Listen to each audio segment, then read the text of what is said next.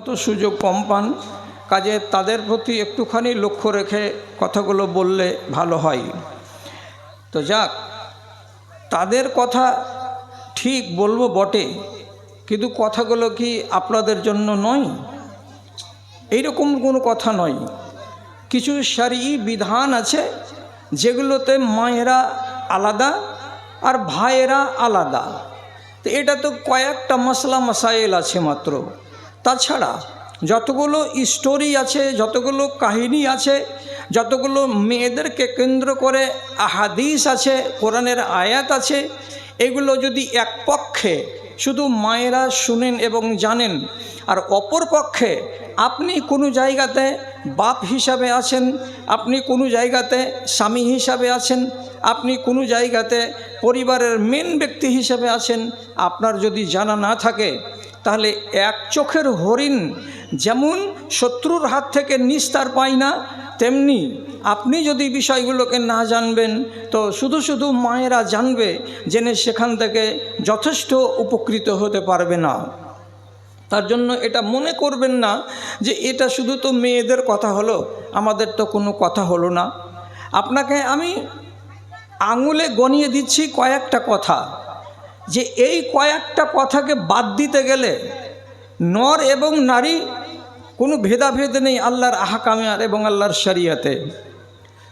সে কটা কথা আছে, আঙুলে আপনি যদি ইচ্ছা করেন তো গুনে নিতে পারবেন। পুরুষদের ইমামতি হবে, একের অধিক হয়ে যেতে গেলে সিঙ্গেল একটা লোক সামনের সারিতে দাঁড়িয়ে ইমামতি করবেন আর পিছনে মুক্তাদিরা দাঁড়াবেন।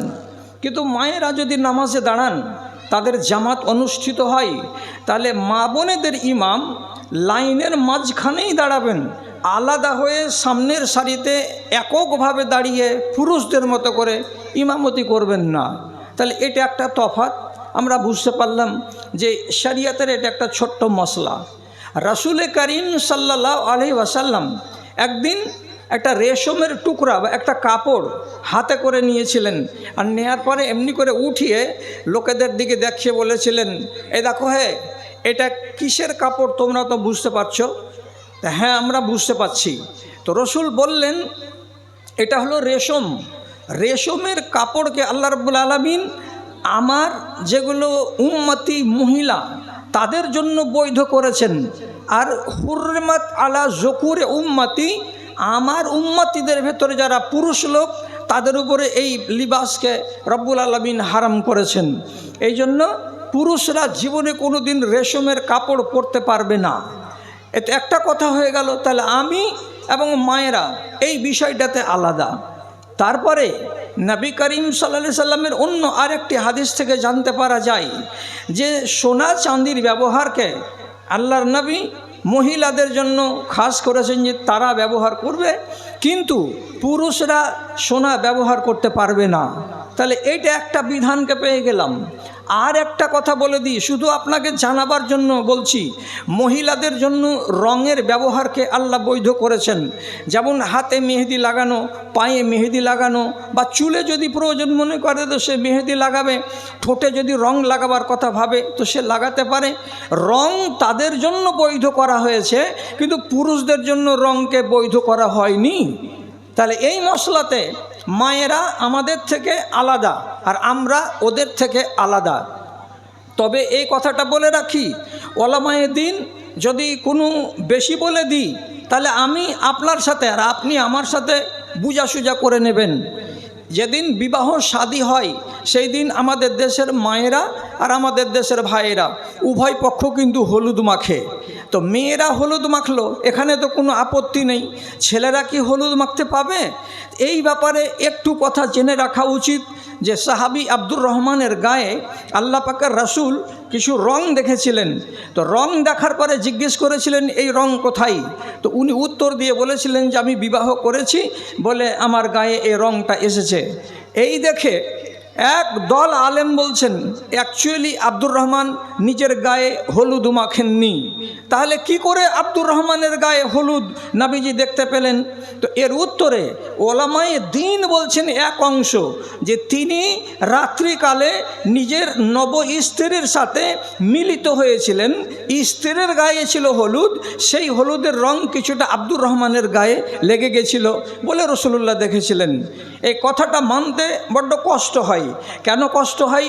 শুকনো রং গায়ে গোসল করার পরে এটা যদি আমি আপনার গায়ে গা লাগিয়ে এমনি করে ঘষটাই, তো ওই রংটা আমার গায়ে আসবে না, কোনো দিনই আসতে পারে না।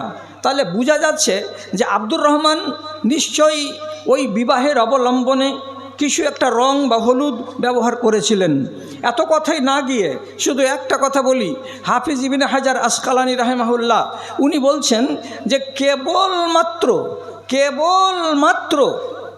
বিবাহের সময়ে, বিবাহের কালে পুরুষ লোক যদি রং ব্যবহার করে তাহলে বিবাহের সুযোগে তাকে একটি বার মাত্র সুযোগ দেওয়া হবে, তাছাড়া দেওয়া হবে না। বোঝা গেল রং আমাদের জন্য নয়, রং মা বোনদের জন্য। এবার আতর আমরা ব্যবহার করতে পারি সচরাচর, কিন্তু মায়েরা সচরাচর আতর ব্যবহার করতে পারবেন না। যদি আতর ব্যবহার করার পর যদি কামরার ভেতরে, বাড়ির ভেতরে নিজের পরিবারে থেকে থাকেন এবং ঋতু যখন শেষ হবে, মাসিক যখন শেষ হবে, এই রকম সময়ে উনারা যদি কি করেন, একটু আতর ব্যবহার করেন, তাহলে তাদের জন্য বৈধ হবে। কিন্তু আতর লাগানো শরীর এবং কাপড় নিয়ে কোনো মা বাড়ির বাইরে যেতে পারবেন না।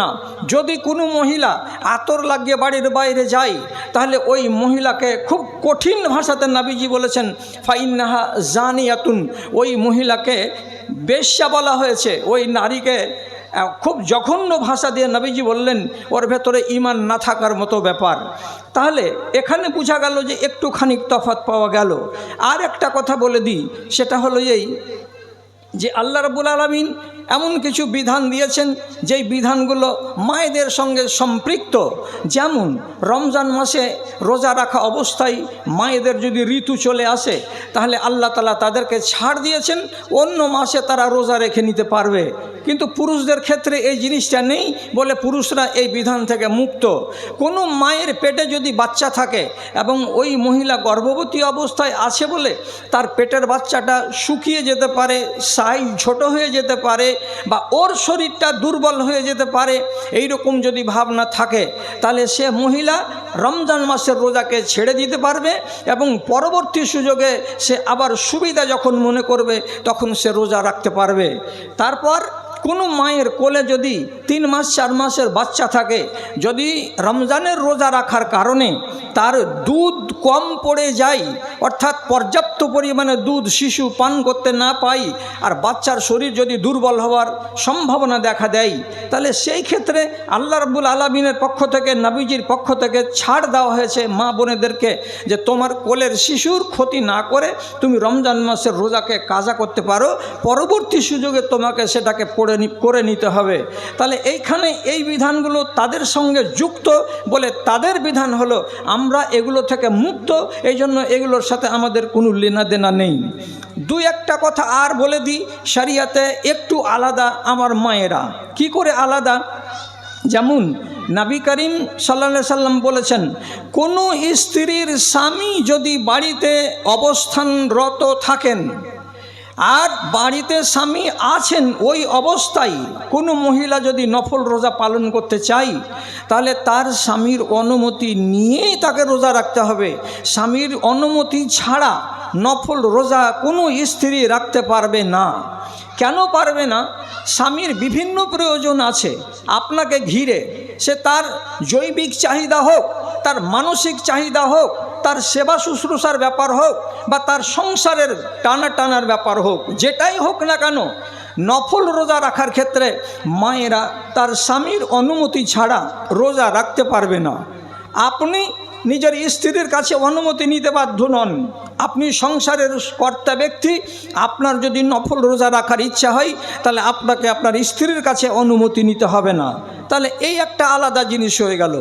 আর 2-1টা জিনিসের ব্যাপারে শুধু সাবধান করে দেওয়া যায় যে মায়েদের জন্য একটা বিধান হলো এই, কোনো মা যেন তার অরিজিনাল চুলের সাথে বাজার থেকে চুল কিনে এনে তাতে জোড় লাগিয়ে বেনি বানিয়ে বেনির সাইজটাকে লম্বা করে বড় একটা খোপা বানিয়ে লোককে যেন দেখাতে চেষ্টা না করে যে আমার মাথায় এত বড় চুল আছে, যার কারণে আমার মাথার পেছন দিকে এত বড় খোপা হয়েছে। এইটাকে বলা হয় আরবি ভাষাতে ওয়াসেলা। যারা চুলের সঙ্গে চুলকে জোড় দেবে সেই নারীকে আল্লাহ রাব্বুল আলামিন লানত করেছেন।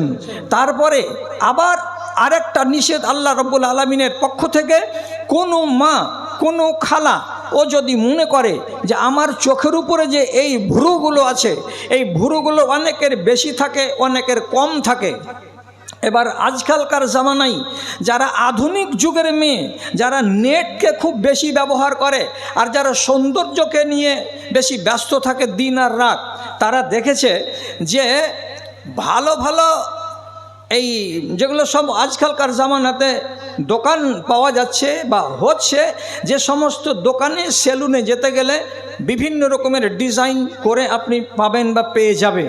ওখানে গিয়ে অনেক মাকে দেখবেন, আল্লাহ হিফাজত করে এদের, ভ্রুগুলোকে নাপিতের কাছে গিয়ে তারা উপড়িয়ে নিয়ে চাঁদের মতো, পহিলা তারিখের চাঁদের মতো এটাকে সরু করে নেয় আর চওড়া করে রাখে না, চুলগুলোকে উপড়ে উপড়ে সাইজ করে নেয়। এইটা হলো অত্যন্ত বাজে অভ্যাস, আল্লাহর সৃষ্টিতে পরিবর্তন তৈরি করা। তার জন্য আল্লাহ তাআলার নবী বলছেন, লানাল্লাহুল ওয়াসিলাতা ওয়াল মুস্তাউসিলাতা ওয়াল ওয়াশিমাতা ওয়াল মুস্তাউসিমাতা ওয়াল মুতাফাল্লিজাত। আবার রাসূলুল্লাহ বলছেন, অন্য হাদিসে সব কটির নাম এসেছে, এইভাবে যদি কেউ ভ্রুকে উপড়িয়ে সরু করতে যায় তাহলে ওই নারীকে লানত দেওয়া হয়েছে। আবার কোনো মহিলা যদি কি করে, নিজেকে চিকন এবং সৌন্দর্য অধিক মাত্রায় বাড়াবার উদ্দেশ্যে দাঁতগুলোকে যদি চোখা করে নেই কাউরি কাছে গিয়ে, কোনো ডাক্তারের কাছে গিয়ে, যাতে দেখতে আমাকে ভালো লাগবে, তাহলে এটাকেও আল্লাহ পাকের নবী নিষেধ করেছেন এবং বলেছেন এটা লানতের কারণ। তারপর এইভাবে যদি কিছু বর্ণনা করা যায়, তো আর একটু শুধু কথা বলে দিই, দেওয়ার পর অন্যদিকে যাই। তা হলো এই, কোনো স্ত্রী লোক, কোনো মা, কোনো বোন, কোনো খালা কোনো বিয়ে বাড়ি গেল, কোনো অনুষ্ঠানে গেল, সেখানে গিয়ে বহু নর নারীর সাথে তার দেখা হলো। এবার মেয়ে মজলিসে সে এমন একটা কোনো মেয়ে ছেলেকে দেখেছে, যেই মেয়ে ছেলেটি অধিক সুন্দরী, তার চেহারা, তার গ্লেজ, তার চুল, তার কথাবার্তা, তার ধরন ধারণ সব কিছু মুগ্ধকর। এমন একটা সুন্দরী মেয়ে ছেলেকে সে দেখেছে।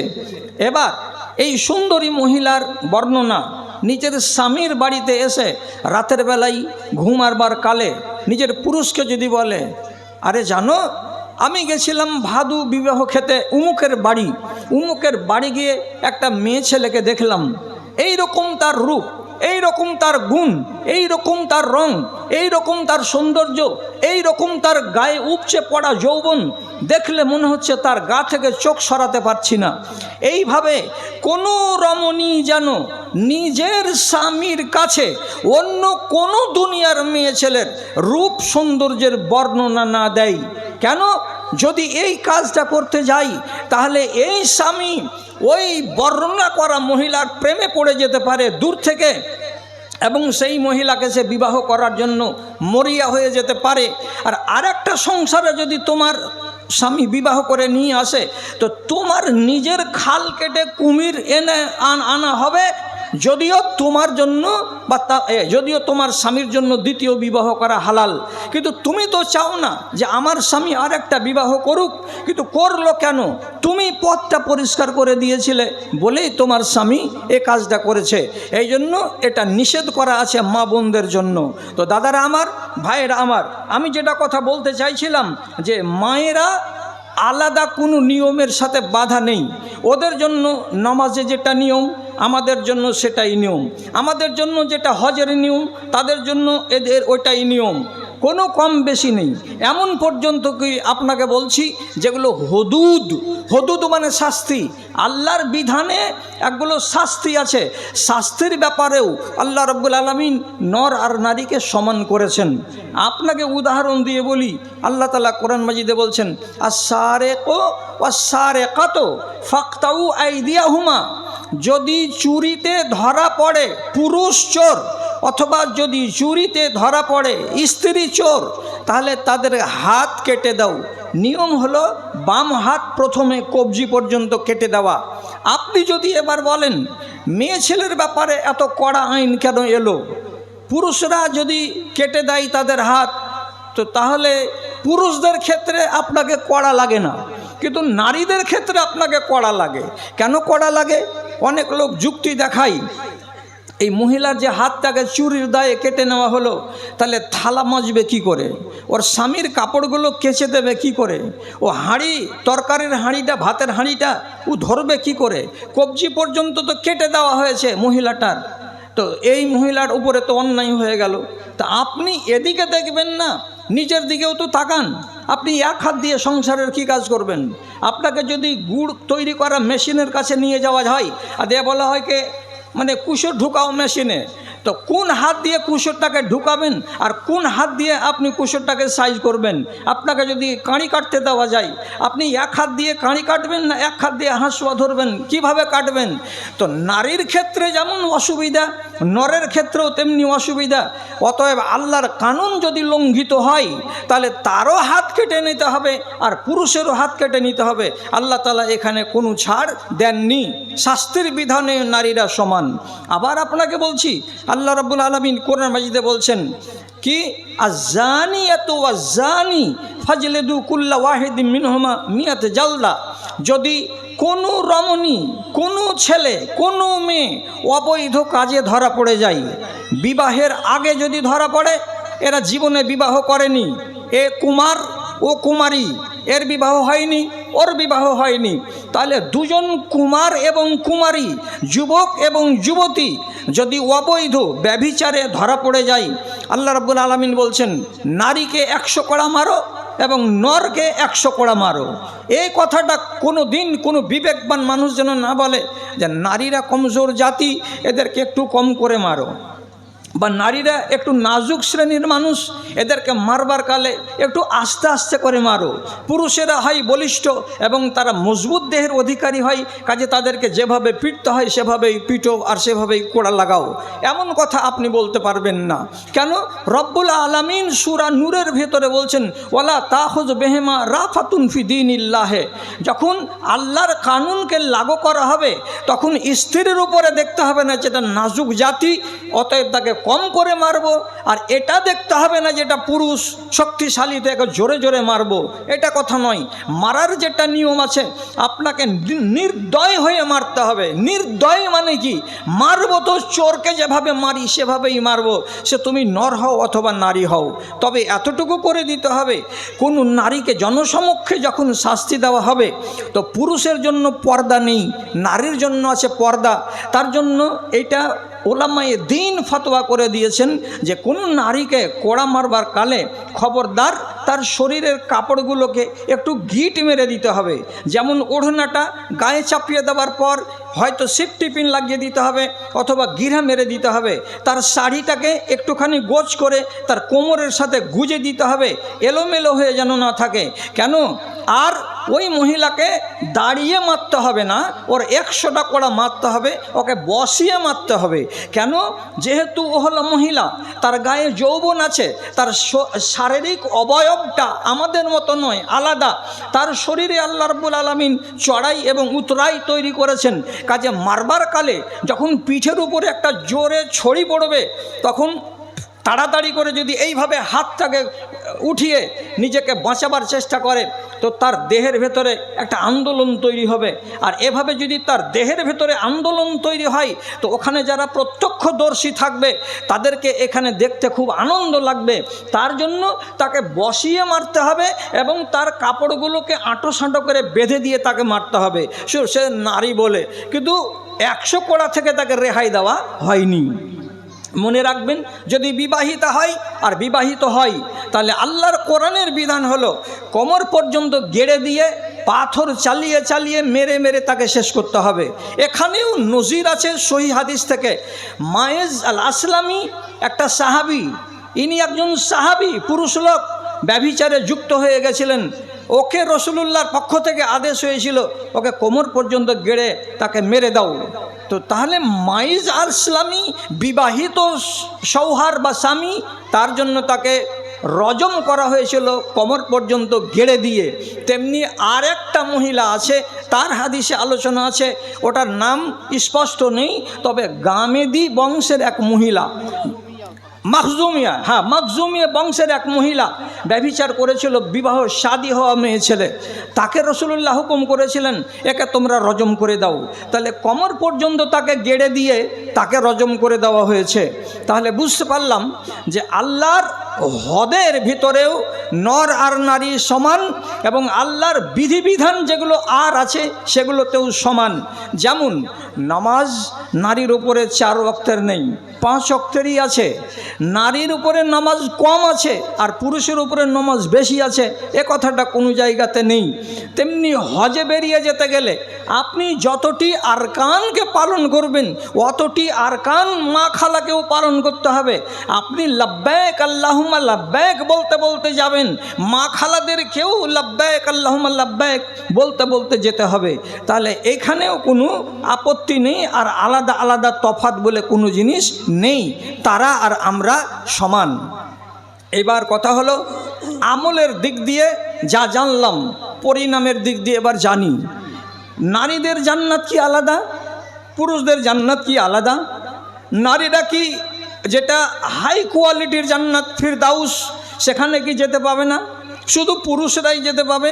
রাইয়ান নামক যেটা ভিআইপি জান্নাত, যেটা রোজাদারদের জন্য, সেটা কি পুরুষদের জন্য খাস? না, কোনো জান্নাত পুরুষদের জন্য খাস নয়, কোনো জান্নাত আল্লাহর মেয়েদের জন্য খাস নয়। আমলের ভিত্তিতে রচিত হবে, যে যেটার হকদার সে সেটাতে চলে যাবে। আপনাকে এবার বলি, বাংলা কোরআন মাজিদ যদি আপনার বাড়িতে থাকে, আর থাকবে না কেন, লক্ষ লক্ষ টাকার আসবাব বাড়িতে রেখেছেন, কত আলমারি আর কত অ্যারেঞ্জেস আর কত সোফা আর কত টিভি আর কত এলসিডি সবই যদি বাড়িতে রাখতে পারেন, তাহলে একটা বাংলা কোরআন মাজিদ কেন রাখতে পারবেন না? যারা এখনও রাখেননি তারাকে আমি জোড়হাত করে বলবো, একটা বাংলা কোরআন মাজিদ একটা পরিবারে থাকা অপরিহার্য। আপনি শিখবেন বলে, আপনি জানবেন বলে।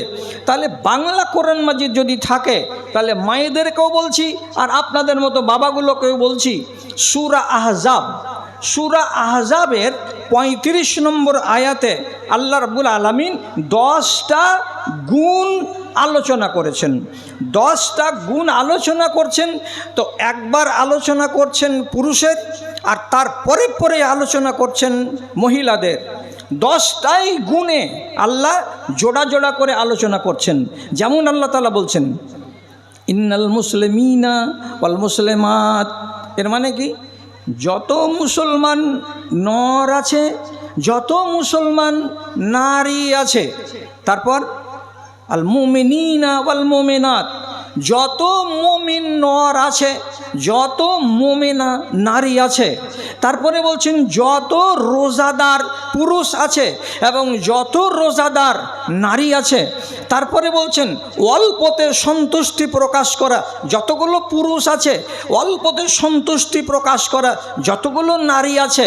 তারপরে যতগুলো পুরুষ ধৈর্য ধারণকারী আছে এবং যতগুলো নারী ধৈর্য ধারণকারিণী আছে, যতগুলো পুরুষ আল্লাহকে স্মরণকারী আছে এবং যতগুলো মহিলা আল্লাহকে স্মরণকারিণী আছে, এবং যতগুলো পুরুষ নিজের ইজ্জতকে সম্মানের সাথে বাঁচিয়ে রাখার মতো মানসিকতা রাখে, আর যতগুলো নারী নিজের ইজ্জতকে এবং সম্ভ্রমকে বাঁচিয়ে রাখতে পারে। 10টি গুণকে আল্লাহ রাব্বুল আলামিন আলোচনা আলোচনা করলেন, তো একটাতেও সিঙ্গেলভাবে আল্লাহ পুরুষকে রাখলেন না, একটাতেও সিঙ্গেলভাবে নারীকে আল্লাহ তাআলা রাখলেন না, সব জোড়া জোড়া করে। মমিনী মেয়ে মমিন ছেলে, মুসলমান মেয়ে মুসলমান ছেলে, রোজাদার মেয়ে রোজাদার ছেলে, নমাজি মেয়ে নমাজি ছেলে, অল্পতে তুষ্টি অল্পতে মেয়ে আর অল্পতে ছেলে, আল্লাহকে স্মরণকারী ছেলে আর আল্লাহকে স্মরণকারী মেয়ে, এবং নিজের ইজ্জতের হেফাজতকারী ছেলে এবং নিজের ইজ্জতের হেফাজতকারী মেয়ে, দুইটাকে সমানভাবে বর্ণনা করার পর আল্লাহ রাব্বুল আলামিন বলছেন আ'আদ্দালাহুম জান্নাত। আল্লাহ এই সমস্ত মানুষের জন্য জান্নাত তৈরি করে রেখেছেন। তাহলে কি বুঝতে পারলাম? জান্নাত পাওয়ার ব্যাপারে আমি যতখানি হকদার আমলের দৌলতে, জান্নাত পাওয়ার ব্যাপারে ততখানি হকদার মায়েরা তার আমলের দৌলতে। এখানে কোনো তারতম্য করার কিছু নেই এবং আপনি জীবনে কখনো ভাববেন না আলাদা নিয়ম।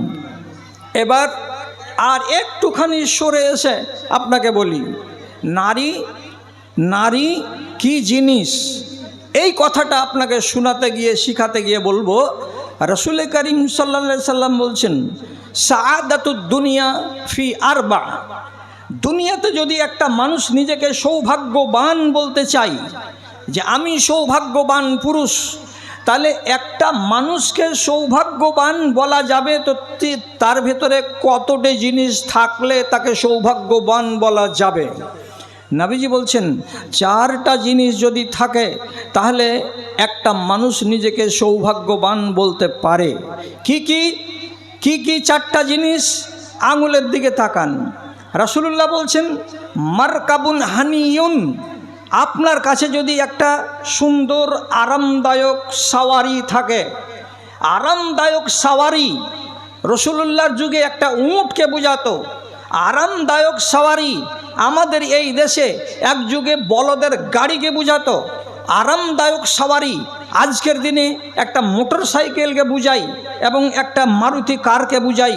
তাহলে আপনার ফ্যামিলিতে 2টা বেটা 3টা বেটি বাল বাচ্চা আছে, এই সংসারে আপনার কাছে একটা কি আছে? আরামদায়ক সওয়ারি আছে। এখানে সেখানে যাওয়ার জন্য আপনি মোটর সাইকেল স্টার্ট করে দিলেন, 4 চাকা স্টার্ট করে দিলেন, চলে গেলেন, চলে আসলেন, আপনি স্বাধীন হয়ে চলে আসলেন। তাহলে যার কাছে একটা সুন্দর সওয়ারি আছে, 1। 2 নম্বর, এই লোকটার কাছে কি আছে? বাইতুন ওয়াসউন, ওর কাছে একটা বাড়ি আছে। বাড়িটা কেমন? প্রশস্ত বাড়ি। প্রশস্তর মানে কি? যাকে আমরা আমাদের বাংলাতে বলি ঘুচিমুচি। ঘুচিমুচি মানে কি? একটা ছোট্ট কামরা, কোনো রকম একটা চৌকি ঢুকেছে, একটা চেয়ার ঢুকে না। যদি কোনো রকম একটা চেয়ার রেখেছি তো একটা টেবিল রাখার জায়গা নাই, এত সংকীর্ণ জায়গা। আবার এই দুয়ারের পাশেই বেটার ঘরের দুয়ার। যদি এখানে রান্নাঘরটা দেখছি তো রান্নাঘরের লাগালাগি পেশাবখানা পায়খানা। বাড়িটাকে মনে হয় না যে প্রশস্ত, আর বাড়িটাতে ঢোকার পরে মানসিক প্রশান্তি আপনি লাভ করতে পাচ্ছেন না। তাহলে বাড়িটা কেমন? তো বলছে প্রশস্ত বাড়ি, চওড়া চওড়া কামরা, বড় একটা ডাইনিং আছে, বিশাল বড় বারান্দা আছে, ব্যাক সাইডে বাথরুম আছে, গোসলখানা আছে, এই রকম একটা বাড়ি আপনার কাছে আছে। আর কি আছে? জাওজাতুন সালেহাতুন, আপনার কাছে আছে একটা সালেহা নেক স্ত্রী। নেক স্ত্রী আছে, এটা হলো 3 নম্বর। আর 4 নম্বরে আসবে যে ওখানে থাকতে হবে আর একটা জিনিস, কথাটা কি আছে জানো? জাওজা সালেহা জারুন সালেহুন, যার কাছে থাকবে, যার বাড়ির পাশে থাকবে ভালো পড়োশি। ডান দিকের পড়োশি মমিন মুসলমান, বাম দিকের পড়োশিও মমিন মুসলমান। আপনাকে কুমড়ার ডগাটা এদিকে চলে এসেছে তো হাঁসুয়া দিয়ে ঝুড়ে দিয়ে বলবে না শালা তোমার ডগা যেন আমার দিকে না আসে, এইরকম বলা লোক নয়। আপনার পানিগুলো যদি একটু ওর দিকে চলে যায় তো মিঠা সুরে বলবে রহিম ভাই আপনার পানিগুলোকে একটু নিজের দিকে নিয়ে যান, আমার দিকে চলে আসছে। তো মিঠা সুরে বলবে যারা ফাসাদি নয়, যারা ঝগড়াটে নয়, যারা শান্তিপ্রেমী। তো আপনার ডান দিকের পড়োশিও সুখের, আপনার বাম দিকের পড়োশিও সুখের। এই 4খানা জিনিস যদি আপনার নসিবে থাকে তাহলে পরে আপনাকে ভেবে নিতে হবে আমি একজন সুখী মানুষ, আমি একজন সৌভাগ্যবান মানুষ। এবার কথাটা হলো কি, যেটা মূল আজকের আলোচনা, আপনার মারুতি কার থাক অথবা না থাক আমি দেখতে চাই না, আপনার পড়োশিটা কেমন আল্লাহ দিয়েছে সেটা আপনার ব্যাপার, কিন্তু যেটা দেখতে চাইছি সেটা হলো এই যে আপনি যাকে নিয়ে জীবন অতিবাহিত করছেন সেটা হলো আপনার স্ত্রী। স্ত্রীটা কি নেক স্ত্রী? এই স্ত্রীটা কি সলেহা? যেই স্ত্রীটাকে নিয়ে আপনি সুখী আছেন, এটা হলো জিজ্ঞাসা। এবার এই কথার প্রসঙ্গে আপনাকে শুধু জ্ঞান দেওয়ার জন্য বলছি না, আপনি একটু সবক নেবেন, আর মায়েরা কথাটা থেকে যেন একটুখানি সবক নেই। সলেহা স্ত্রী কাকে বলা হয়? সলেহা স্ত্রীর পরিচয়টা কি? কোনটা মেয়ে ছেলেকে বলা যাবে যে এটা ফরমাবরদার স্ত্রী তার স্বামীর জন্য? তাহলে আমি একটা প্রথমে বলি, এমন একজন পুরুষ লোক আছেন বা নাও থাকতে পারেন এখানে, যেই পুরুষ লোকটা সদা সর্বদা নিজের স্ত্রীকে দেখে ভয়ে কম্পবান হয়ে থাকে, সেঁটিয়ে থাকে, গুটিয়ে থাকে, জোরে ঝেড়ে কথা বলতে পারে না। কাকে দেখে ভয় করে? নিজের স্বামী, নিজের স্ত্রীকে দেখে ভয় করে। যেমন আপনি বললেন 50টা টাকা দাও তো, আমি পাকুড়তলা যাব। আপনার স্ত্রী এমন ঝাউ ঝাউ করে উঠলো আপনার উপরে, তুমি কাম পাও না? পরশুদিন তোমাকে 100 টাকা দিলাম, আর একদিন বাদ দিয়া বৃহস্পতিবারের দিন ফের তুমি টাকা চাইছো আমার কাছে। তা আপনি স্ত্রীর ঝাড়ানিকে এত ভয় করেন যে নিজে কম্পবান হয়ে আছেন, কোনো কিছু করার ইচ্ছা মনের ভেতরে জাগছে, কিন্তু সাহস করে আপনি করতে পারছেন না। কেন? যে আমার স্ত্রী এমন যে আমাকে ছেড়ে কথা বলবে না, এমনই কাঙ্ক্ষিনী স্ত্রী যে এই স্ত্রী আপনাকে যুদ্ধের মতো ঘোষণা করে দিয়ে সংগ্রামে জড়িয়ে যাবে, ফাসাদ সৃষ্টি করে দেবে। যদি এই রকম স্ত্রী হয় তাহলে আপনি বলুন এই স্ত্রীটা কি সলেহা? এই স্ত্রীটা সলেহা নয়। বরং এটা মনে রাখতে হবে আমার দুনিয়ার মাগুলোকে, তোমার উপরে যদি তোমার স্বামী এইরকম হাসি মুখে চলতে না পারে, বন্ধুর মতো থাকতে না পারে, আর যদি ভয়ে সেটিয়ে থাকে, তুমি ফরমাবরদার স্ত্রী নও, এবং তোমার মরার পরে জান্নাত পাওয়া মুশকিল হবে, দুষ্কর হবে যদি তোমার স্বামী তোমাকে দেখে ভয় করে। এটা সলেহা নারীর পরিচয় নয়। আচ্ছা, সলেহা নারী তাহলে আর কাকে বলবো? যেই নারী আপনাকে বাউন্ড করলো, বাধ্য করলো, আজকে ঈদের দিন গাড়ি বের করো, আর গাড়ি বের করে আমাদের একটা বাচ্চা, তুমি ভালো ড্রেসে সেজে আছো, আমি সুন্দর ড্রেসে সেজে আছি, বাচ্চাটাকে সুন্দর করে সাজিয়েছি, এবার আমরা যাব কোথায়? তো বলছে এখান থেকে চলে যাব শামসি 420 মোড়ে। সন্ধ্যাবেলায় বাজার লাগছে আজকাল, যেখানে শেরশাবাদের বেটারা শুধু বউগুলোকে নিয়ে চলে যাচ্ছে, আর বাচ্চাকে নিয়ে লোকের সামনে দাঁড়িয়ে দাঁড়িয়ে ফুচকা খাচ্ছে। এগুলো খানার নাম ফুচকা। এই যারা খায় তারা শালা ফুচকা, একগুলো ফুচকা এই এতটুকু করে তেঁতুলের পানি ঢুকিয়ে নিল, আর মুখটাকে এই বড় হা করে মুখের ভিতরে ভরে দিয়ে করে নাড়বে। মানুষের সামনে ফুচকা মুখে দিচ্ছে মহিলা, হাজার হাজার মানুষ চলাচল করছে, একে লজ্জা লাগে না? এখানে চাউমিন খাচ্ছে বসে বসে, দাঁড়িয়ে দাঁড়িয়ে, ওখানে আবার এগরোল খাচ্ছে, আরও কত রকমের আজকালকার যেগুলো জাঙ্ক ফুড তৈরি হয়েছে এগুলো বসে বসে খাচ্ছে। জালসার ময়দানে আজকাল দেখতে পাবেন, আজকে এরা তো গৌরবের পরিচয় দিয়েছে যে মেলা লাগতে দেয়নি। আপনি আরও অন্যান্য জায়গার জালসাতে দেখবেন এত ঘন বাল্ব দিয়ে ডেকোরেট করে ঘর সাজানো হচ্ছে, আর সেখানে চেয়ার লাগিয়ে দিয়ে ছেলে আর মেয়েরা আনন্দের সাথে খাচ্ছে, আপনার দিকে দেখছে, আমার দিকে দেখছে, হায়া শরম বলতে কোনো কিছু নেই। তাহলে 100 জন লোকের মাঝখানে যদি আপনার স্ত্রী আপনাকে বাধ্য করে যে না ওখানে আমি যাবই যাব, আর আজকে আমি মেলার আনন্দ ভোগ করবই করব, তাহলে এই স্ত্রীটা সলেহা স্ত্রী নয়, আপনাকে বাউন্ড করেছে। আপনি যদি তাকে না নিয়ে যান তাহলে আসমান মাথায় করে নেবে সে, আর বাড়িতে অশান্তি সৃষ্টি করে দেবে ওই মহিলা। তার ভয়ে আপনি তাকে নিয়ে গেছেন এই বাজার ঘুরাতে। বাজার কারা ঘুরে? বাজারে কারা যায়? বাজার জায়গাটা কেমন? বাজারটা সাধারণত উঠা বসার জায়গা নয়, এটা হলো জঘন্যতম স্থান। আল্লাহর নবীর ফরমান অনুযায়ী যদি কঠিন প্রয়োজন পড়ে তো বাজারে যান, আর প্রয়োজন মিটিয়ে দিয়ে সাথে সাথে বেরিয়ে চলে আসুন। আড্ডা দেওয়ার জন্য বাজার নয়। আর একগুলো কুকুর আছে দুনিয়াতে, যেগুলো কুকুর গৃহস্থের বাড়িতে থাকে না, ওরা ভাত খেয়ে ওদের সুখ হয় না, যতক্ষণ পর্যন্ত ওই কুকুরের পাত না চাটে ততক্ষণ ওদের মন ভরে না। তো যেমন পাচ্চাটা কুকুরের বাজার না গেলে তার ভাত হজম হয় না, তেমনি একগুলো এই জামানার মানুষ তৈরি হয়ে গেছে যারা সন্ধ্যাবেলায় বাজার না গেলে তাদের দানা হজম হয় না। এটা ভালো স্বভাব নয়। কিন্তু আচ্ছা, আপনি ওই মেয়ে ছেলেটিকে বলতে পারবেন এটা সলেহা মেয়ে ছেলে? এই মেয়ে ছেলেটি সলেহা মেয়ে ছেলে নয়। তারপরে বলছি, সলেহা মেয়ে ছেলের পরিচয় দিতে গিয়ে আপনাকে বলছি, আপনি ঈদের লগ্নে বাজার থেকে 7 দিন আগে একটা বড় ফ্রক, এখান থেকে শুরু করে পায়ের গোড়ালি পর্যন্ত লম্বা চওড়া সুন্দর ডিজাইনের 2500 টাকা দিয়ে কিনে আনলেন। এনে কভারটাকে, খাপটাকে স্ত্রীর সামনে রাখলেন। দুলালি, তোমার জন্য নিয়ে এসেছি, এটা 2500 টাকা দাম। স্ত্রী কাপড়টাকে, কভারটাকে খুললো, আর খুলে দেখার পরে নাকটাকে এমনি করে উপর দিকে তুললো আর মুখটাকে ভেঙচে দিয়ে বলছে, আর এই ডিব্বাটাকে একটু জোরে ধাক্কা দিয়ে বলছে, জীবনে কোনো দিন কাপড় কিনেছ? কাপড় কেনার তোমাকে ঢং আছে? এটা কি কিনে নিয়ে এসছো তুমি? এটা ফকিনের মতন লেবাস কিনে নিয়ে চলে এসছো, ঢং নাই। পুরুষের পছন্দকে বুড়ো আঙুল দেখিয়ে দিল, ধাক্কা দিয়ে ডিব্বাটাকে সরিয়ে দিল। তাহলে কেমন আনবো? তো বলছে, আমি যাব শপিং মলে, তোমাকে যেতে হবে না, তুমি টাকাটা আমাকে দিয়ে দাও। আজকাল যত সম্ভ্রান্ত পরিবার আছে, সম্ভ্রান্ত মানে কি, এটা দেশের বাংলা, এটা হাদিসের কথা বলছি না। সম্ভ্রান্ত যারা নিজেদেরকে বলছে, যাদের বাড়ি টাইলস, যাদের পাকা বাড়ি, যাদের বাড়িতে ঝর্ণা আছে, যাদের গেটে কলিং বেলে গান বাজে, যারা ইনকাম করে দিল্লি, বোম্বাই, গুজরাতে, এরা নিজেদেরকে বলে আমরা সম্ভ্রান্ত। এই রকম পরিবারের মেয়েরা নিজের স্বামীকে সঙ্গে নেই না, একাই বাজার করে শপিং মলে গিয়ে, আর ওর আপন গায়ের মুসলিম খালাতো ভাইয়ের সাথে কথা কাটাকাটি করে, আর করে দাম করে দর করে জিনিসগুলোকে কিনে বাড়ি নিয়ে আসে।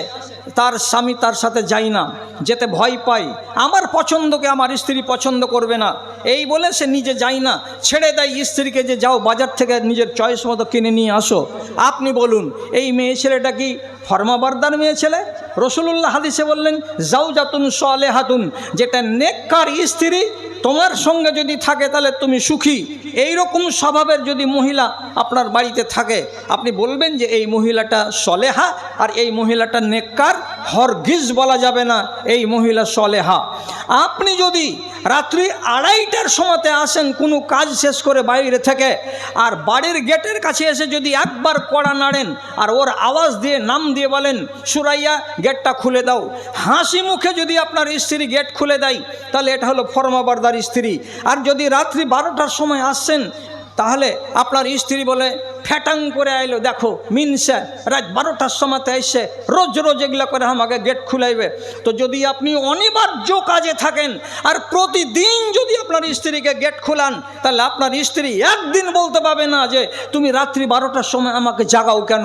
আর আপনি যদি ওই বাচ্চাটা জানোয়ারের মতো প্রতিদিন রাত্রি 11টার সময় আসেন, 12টার সময় আসেন, তাহলে আপনার স্ত্রীকে আপনি বাউন্ড করবেন না যে প্রতিদিন তুমি আমার জন্য দরজা খুলে দাও। আপনি ব্যবসা বাণিজ্যের সঙ্গে জড়িয়ে আছেন, রাত 12টার সময় বাড়ি এলেন, আওয়াজ দিলেন, সালমা গেট খুলে দাও, আপনার স্ত্রী আপনাকে 4টা কথা শুনিয়ে দিল, এটা ফরমাবরদার স্ত্রীর পরিচয় নয়।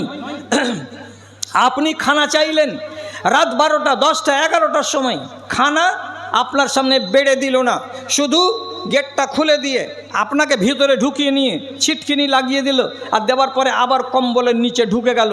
আরে খানা দিবা না? বলছে সব সোফা সব লাগানো আছে, মিটকেস খুলো আর নিজে এনে এনে খেয়ে নাও। তাহলে আপনি একটা পুরুষ লোক, থালা আনবেন, গ্লাস আনবেন, পানি আনবেন, তরকারি আনবেন, কোনখানে কি আছে, কি করতে গিয়ে কি হয়, কোনটা পিয়ালা ভাঙবেন, কোনটা থালা ভাঙবেন, এগুলো কাজ আপনার নয়, কাজগুলো কার? আপনার স্ত্রীর। ও আপনাকে বেড়ে দেবে, আপনি আরাম করে খাবেন, যতক্ষণ খাবেন ততক্ষণ আপনার স্ত্রী আপনার সামনে বসে থাকবে, দরকার হলে আপনাকে চামচ দিয়ে তুলে তুলে দেবে। গরমের যদি মৌসুম হয়, যদি ফ্যান বাড়িতে না থাকে, তাহলে আলতো করে আপনাকে সেবা দেওয়ার জন্য একটু পাখার হাওয়াও দেবে। এই স্ত্রীটাকে বলা হয় ফরমাবারদার। তাছাড়া যেগুলো স্বভাবের কথা বললাম, এইগুলো স্বভাবের স্ত্রী কোনোদিন ফরমাবারদার নয়। আর ইনসাফের নজরে যদি দেখেন, তাহলে আজকের দিনে, এখনকার দিনে আপনি কোনো বাড়িতে একটা ফরমাবারদার মহিলা খুঁজে পাবেন না, খুঁজে পাবেন না। শতকরা 90টা, আমি বাদ দিইনি কাউকে, কিছু লোককে রেখেছি ওর ভিতর থেকে, শতকরা 90টা পরিবারের মা খালারা এমন আছেন যারা ফরমাবারদার নন, অথচ আমরা তাদেরকে নিয়ে চলছি। আচ্ছা ভাই, আপনি নিজেকে কি বলেন না যে আমি আত্মমর্যাদাশীল পুরুষ, আমি কেন তোমার কথা মতো চলবো, তুমি কেন আমার কথা মতো চলবে না? তোমাকে আমার কথা মতো চলতে হবে, আমি তোমার কথা মতো চলতে বাউন্ড নই। আমি তোমাকে একা একা শপিং মল যেতে দেব না। আমি তোমাকে তোমার ইচ্ছা মতো তোমার বাপের বাড়ি যেদিন মন টোটোতে বসে চলে যাবা, আর বিকালবেলায় ভাদু থেকে বাপের বাড়ি থেকে ফিরে চলে আসবা, এটা আমি হতে দেব না। আপনি নিজের মতো করে যদি তাকে ব্যবহার করতে না পারেন, তাহলে আপনাকে জেনে নিতে হবে আপনি একজন নার্ভাস পুরুষ। আপনার হাতে ইঞ্জিন খারাপ হয়েছে, গাড়ি এমনি খারাপ হয় না, ড্রাইভার খারাপ হতে গেলে গাড়ি খারাপ হয়ে যায়। আপনার স্ত্রীকে আপনি সাহায্য করতে পারেননি, তার ভুলের উপরে তাকে আপনি টোকঝোক করতে পারেননি, তাকে সংশোধন করার মতো মানসিকতা গোড়ার দিকে আপনি দেখাতে পারেননি। একটা যদি স্ত্রীর দ্বারাই ভুল হয়, আপনি তাকে সাবধান করেন, সাবধান যদি মেনে নেয় আলহামদুলিল্লাহ। আর যদি সে সাবধানী না হয়, নমাজ পড়তে বলছেন, নমাজ পড়ে না, 1 দিন দেন, 2 দিন দেন, 3 দিন দেন, তারপরে আপনাকে শেষ ওয়ার্নিং আপনাকে দিয়ে দিতে হবে। তুমি যদি রান্না করো, তোমার মতো বেনমাজি স্ত্রীর রান্না আমি নেব না, আমি খাবো না, শুধু সাইজটা করার জন্য। যদি ঠেলাই পড়ে স্ত্রী নমাজটা ধরে নেই, আলহামদুলিল্লাহ। আপনি দেখছেন যে না, কত রকম কি ওষুধ পানি করলাম, স্ত্রীকে ফরমাবারদার বানানো যাচ্ছে না। তাহলে আপনাকে খুব জোর গলাতে বলছি, যেই স্ত্রী পর্দা করে না, যেই স্ত্রী আপনার পরোয়া করে না, যেই স্ত্রী আপনার পছন্দের জিনিসকে নিজের পছন্দের মনে ভাবে না, এমন নাফরমান স্ত্রীকে আপনার রাখা জায়েজ নয়, তাকে তালাক দিয়ে দেওয়াটাই উচিত হবে। আপনি ফের আমাদেরকে বলবেন মুফতি সাহেব ফতোয়া দিচ্ছিলেন আসরের আগে, তা আপনারা সবটি লোককে খুব কড়া কড়া লাগছিল। কেন? ঘরে বসেছিলাম, জানলার পার্শ্বে দিয়ে অনেকগুলো লোক যাচ্ছে, তো তারাই বলছে মুফতি যত কড়া কথা বলছে, জি এগুলাকে কি থামা যায়? মুফতি কড়া কথা বলেনি, আল্লাহর শরিয়ত বলছে কথা, আপনার মেনে অভ্যাস নেই বলে আপনাকে কড়া লাগছে। আমি কি বললাম? ফরমাবারদার স্ত্রীর রূপ দেখে ভুললে চলবে না, ওকে তালাক দিয়ে দিতে হবে, এটার প্রমাণ আছে। এবং আমি বলছি, আর একজন জালিলুল কাদার আলেমকে ডান দিকে বসিয়ে সাক্ষী করে বলছি। কি বলছি ভালো করে বুঝেন। রাসূলুল্লাহর স্ত্রী, একটা স্ত্রীর নাম হলো উম্মে হাবিবা, হযরতে হাফসা। হযরতে হাফসা এটা হলো হযরতে উমর রাদিয়াল্লাহু তাআলা আনহুর বেটি। এবং আরেকটা স্ত্রী আয়েশা রাদিয়াল্লাহু তাআলা আনহা, এটা আবু বকর সিদ্দিকের বেটি। তো রাসূলুল্লাহ একদিন গল্প করতে করতে হাফসার বাড়িতে যখন পালা পড়েছিল, স্ত্রীর কাছে ঘুমাতে ঘুমাতে কথার ছলে ছলে রাসূলুল্লাহ বলেছিলেন একটা কথা। কথাটার ব্যাপারে 3টা কওল আছে, আমি একটা বলছি শুধু, সেটা কি বাকি দুটো আজকে বলছি না। একটা কথা রাসূলুল্লাহ কি বললেন? হাফসা জানো, আমার ইন্তেকালের পরে দুনিয়ার এই ইসলামী যে রাষ্ট্রটা আছে, এই রাষ্ট্রকে পরিচালনা করবে কে? তো আয়েশার আব্বা আবু বকর সিদ্দিক, উনি হবেন প্রথম খলিফা, উনি হবেন প্রথম খলিফা, উনি আমিরুল মোমিনিন, ইসলামী রাষ্ট্রের কর্ণধার। তো কথাটা বললেন কাকে? বিবিকে। আবার বিবিকে সাথে সাথে বলে দিলেন, এই কথাটা যেন তোমার মুখ থেকে বাইরে কাউরি কাছে না যায়। এটা একটা ভেদ, এটা একটা রহস্য, একটা গোপন রহস্য।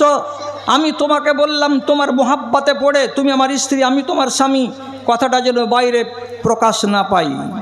3 দিন গেল না, 4 দিন গেল না, একটা সপ্তাহ গেল না, উম্মুল মুমিনিন হযরতে হাফসা আম্মা আয়েশাকে একদিন দেখেছেন, দেখে বলছেন আয়েশা শুনো।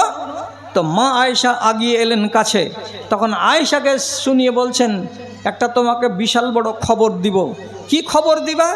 ও যে শুনলে তোমার মন জুড়িয়ে যাবে, তোমার প্রাণ জুড়িয়ে যাবে, তো বলো কি খবরটা। তখন হযরতে হাফসা রাদিয়াল্লাহু তাআলা আনহা বললেন যে আল্লাহ পাকের নবী বিদায় হয়ে যাওয়ার পর ইসলামী রাষ্ট্রের কর্ণধার হবেন তোমার আব্বা আবু বকর সিদ্দিক। তখন আম্মা আয়েশা খুশির জ্বালাতে আটখানা, আমার বাপ হবে খলিফা, আমার বাপ হবে রাষ্ট্রের প্রধান, খুশি হওয়ারই কথা। তিনি আবার কি করলেন, যখন তার পালা এলো আর রাসূলুল্লাহ যখন মা আয়েশার বাড়িতে এসেছেন, রাতের বেলায় ঘুমাচ্ছেন, তখন আম্মা আয়েশা নবীজিকে মিঠা ভাষাতে বলছেন, আল্লাহ পাকের রাসূল, আমার বাপ তো খুব নরম দিলের ইনসান, এক টুকাতেই তার চোখ দিয়ে পানি ঝরে, তো এইরকম নরম দিলের ইনসানটা আপনার মরার পরে যে খিলাফত পাবে উনি কি চালাইতে পারবেন? এত সহজ সরল মনের মানুষ, তার জন্য এই দায়িত্বটা মনে হচ্ছে খুব বড় ভারী দায়িত্ব হবে, তাই নাকি? আপনার মতটা কি বলেন তো? রাসূলুল্লাহ বলছেন আমার মরার পরে তোমার বাপ খলিফা হবে কি হবে না এটাই তো আগে ঠিক করো, তারপরে কথা বলতে যাই যে তোমার বাপ চালাতে পারবে কি পারবে না। তখন আম্মা আয়েশা বলছেন আমার বাপ তো হবে আপনার মরার পরে খলিফা। বলছে কে বললো তোমাকে? কে বললো মানে? তো কে হবে? আরে কে হবে আমি কি জানি, তুমি এটা কথা আমাকে বলছো, কে হবে? আবার মা আয়েশা বলছেন আমার বাপ হবে। আরে তোমার বাপ হবে তো কেমন করে হবে? তখন কথাটা থামতে না পেরে বলছে আপনি বলেছেন যে আমার বাপ হবে। বলছে আমি তোমাকে বলেছি? বলছে না। তো কাকে বলেছি? বেচারি আর রাখতে পারল না কথাটা, কে বলেছে তোমাকে? তো বলছে আমাকে বলেছে হযরতে হাফসা রাদিয়াল্লাহু তাআলা আনহা। যখন হাফসার নাম নিয়ে নিলেন আম্মা আয়েশা, তখন রাসূলুল্লাহ বলছেন ওরে আল্লাহ, আমি আমার বিবিকে আজ 7 দিন আগে বলেছি এই সংবাদ, আর দিয়ে তাকে আমি সাবধান করে দিয়েছি যে এই কথা যেন বাইরে না যায়। তো আমার স্ত্রী আমার কথা যদি না রাখে, তাহলে এর মতন স্ত্রীকে যদি আমি শায়েস্তা না করি, তাহলে আমি কেমন পুরুষের পুরুষ? এটাকে আল্লাহ রাব্বুল আলামিন কোরআন মাজিদে দিয়ে দিয়েছেন। ফালাম্মা আসাররান নবী ইলা বাজ আজওয়াজিহি হাদিসা, যখন রাসূলুল্লাহ কানে কানে বললেন একটা স্ত্রীকে, আর এই ভেদটাকে স্ত্রী রাখতে পারল না, তখন নবী করিম সাল্লাল্লাহু আলাইহি সাল্লাম হাঁটতে হাঁটতে এসে হযরতে হাফসাকে বলছে তোমাকে 1 তালাক দিলাম হাফসা, তুমি আমার বিবি থেকে আজকে থেকে খারিজ হয়ে গেলে। একটা তালাক, 90 দিন বিবি থাকবে, তথাপি রাসূলুল্লাহ তাকে তালাক দিলেন। আর তালাক না দিতে গেলেও, ফিরিয়ে না নিতে গেলে স্ত্রীর তালাক মানে আলাদা হয়ে গেল। তালাক পড়ে যাওয়া কি চারটিখানি কথা? যখন তালাক পড়ে গেল হযরতে হাফসার উপরে, আম্মা হাফসা চোখের পানি ঝরিয়ে লাল লাল চোখ করে দিয়ে নিদকে হারাম করে দিলেন, খানাকে বন্ধ করে দিলেন। হায় আল্লাহ, দুনিয়ার মানুষ আমাকে বলে উম্মুল মুমিনিন, আমি মুসলমানদের মুমিনিনদের মা, কিয়ামতের দিন আমি হাসরের ময়দানে উঠব, আমি রাসূলুল্লাহর বাড়িওয়ালি, তাহলে এটা আমার গৌরবের বিষয়। আর আজকে আমাকে আমার স্বামী তালাক দিলেন, তাহলে আমি তো উম্মুল মুমিনিন আর নই, এটা তো কঠিন ব্যাপার হয়ে গেল। চিন্তা করে করে করে করে 2টা দিন কাটলো। ইতিমধ্যেই আসমান থেকে আল্লাহ রাব্বুল আলামিন জিবরিলকে পাঠালেন, দিয়ে বললেন হে জিবরিল, আমার নবীকে গিয়ে বলে দাও, যা আমি বলে পাঠাচ্ছি সেটা তুমি বলে দাও। জিবরিল আমিন এলেন, আর আসার পরে নবীজিকে সালাম জানিয়ে বলছেন রাজি হাফসাতা ফাইন্নাহা সাওয়ামাতুন ওয়া কাওয়ামা, আপনি হাফসাকে এক্ষুনি ফেরত করে নেন, দেরি করিয়েন না, এক্ষুনি যান। পরশুদিন তালাক দিয়েছেন, আজকেই তাকে রুজু করে নেন, ফেরত করে নেন। কেন করে নেব? ফাইন্নাহা সাওয়ামা ফাইন্নাহা কাওয়ামা, যেহেতু হাফসার একটা ভুল হয়েছে এটা ঠিক কথা, কিন্তু তিনি হলেন অধিক নফল রোজা পালনকারী মহিলা, এবং তিনি হলেন রাতের বেলায় জাগরণকারী অধিক আবেদা মহিলা, কাজে তার গুণ আছে, এই গুণটার ভেতর থেকেই তাকে পছন্দ করে নিতে হবে। আর একটা ভুলের কারণে তাকে বিবি থেকে বাদ দেওয়া যাবে না।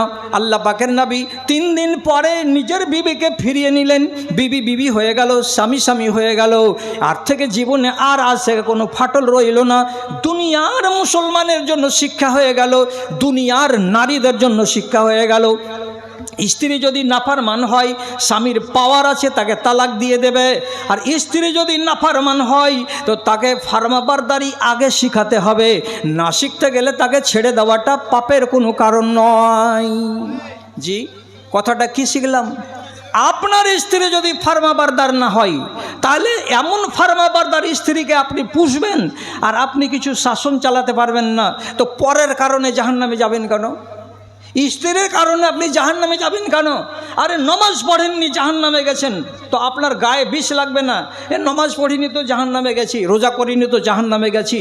আপনার এদিককার আমল ঠিক আছে আর আপনি বিবিকে সায়স্তা করতে পারেননি, বাড়িতে বসে রেখেছেন ফাজেরা স্ত্রীকে, বেহায়া স্ত্রীকে, বেপর্দা স্ত্রীকে, যে স্ত্রী ঠিকঠাক করে ইবাদত করে না, শরিয়তের আইন কানুনকে মেনে চলতে পারে না, আর তাকে নিয়ে আপনি ঘর সংসার করছেন। এর মানেটা কি? আপনি হলেন দাইয়ুস।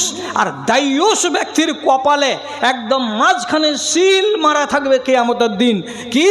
এই লোকটা দাইয়ুস, আর দাইয়ুসকে আল্লাহ তাআলা জান্নাত দেবেন না। আপনার নামে ওয়াল আয়াযু বিল্লাহ যদি জান্নাত বঞ্চিত হয়ে যায় আর জাহান্নাম লিপিবদ্ধ হয়ে যায়, তাহলে আপনি বলুন কার কারণে আপনাকে জাহান্নামে যেতে হচ্ছে? আপনি কেন এরকম করবেন? আপনাকে বলি না যে সারিতে সারিতে আপনারা কার্বনার লোক দেন তালাক, যত তালাক দিতে আছে গোটা গাঁকে আপনি আজড় করে দেন। আমি ও কথা বলি না, আমি বলছি গোড়া থেকেই মেশিনটাকে চালাতে শিখেন।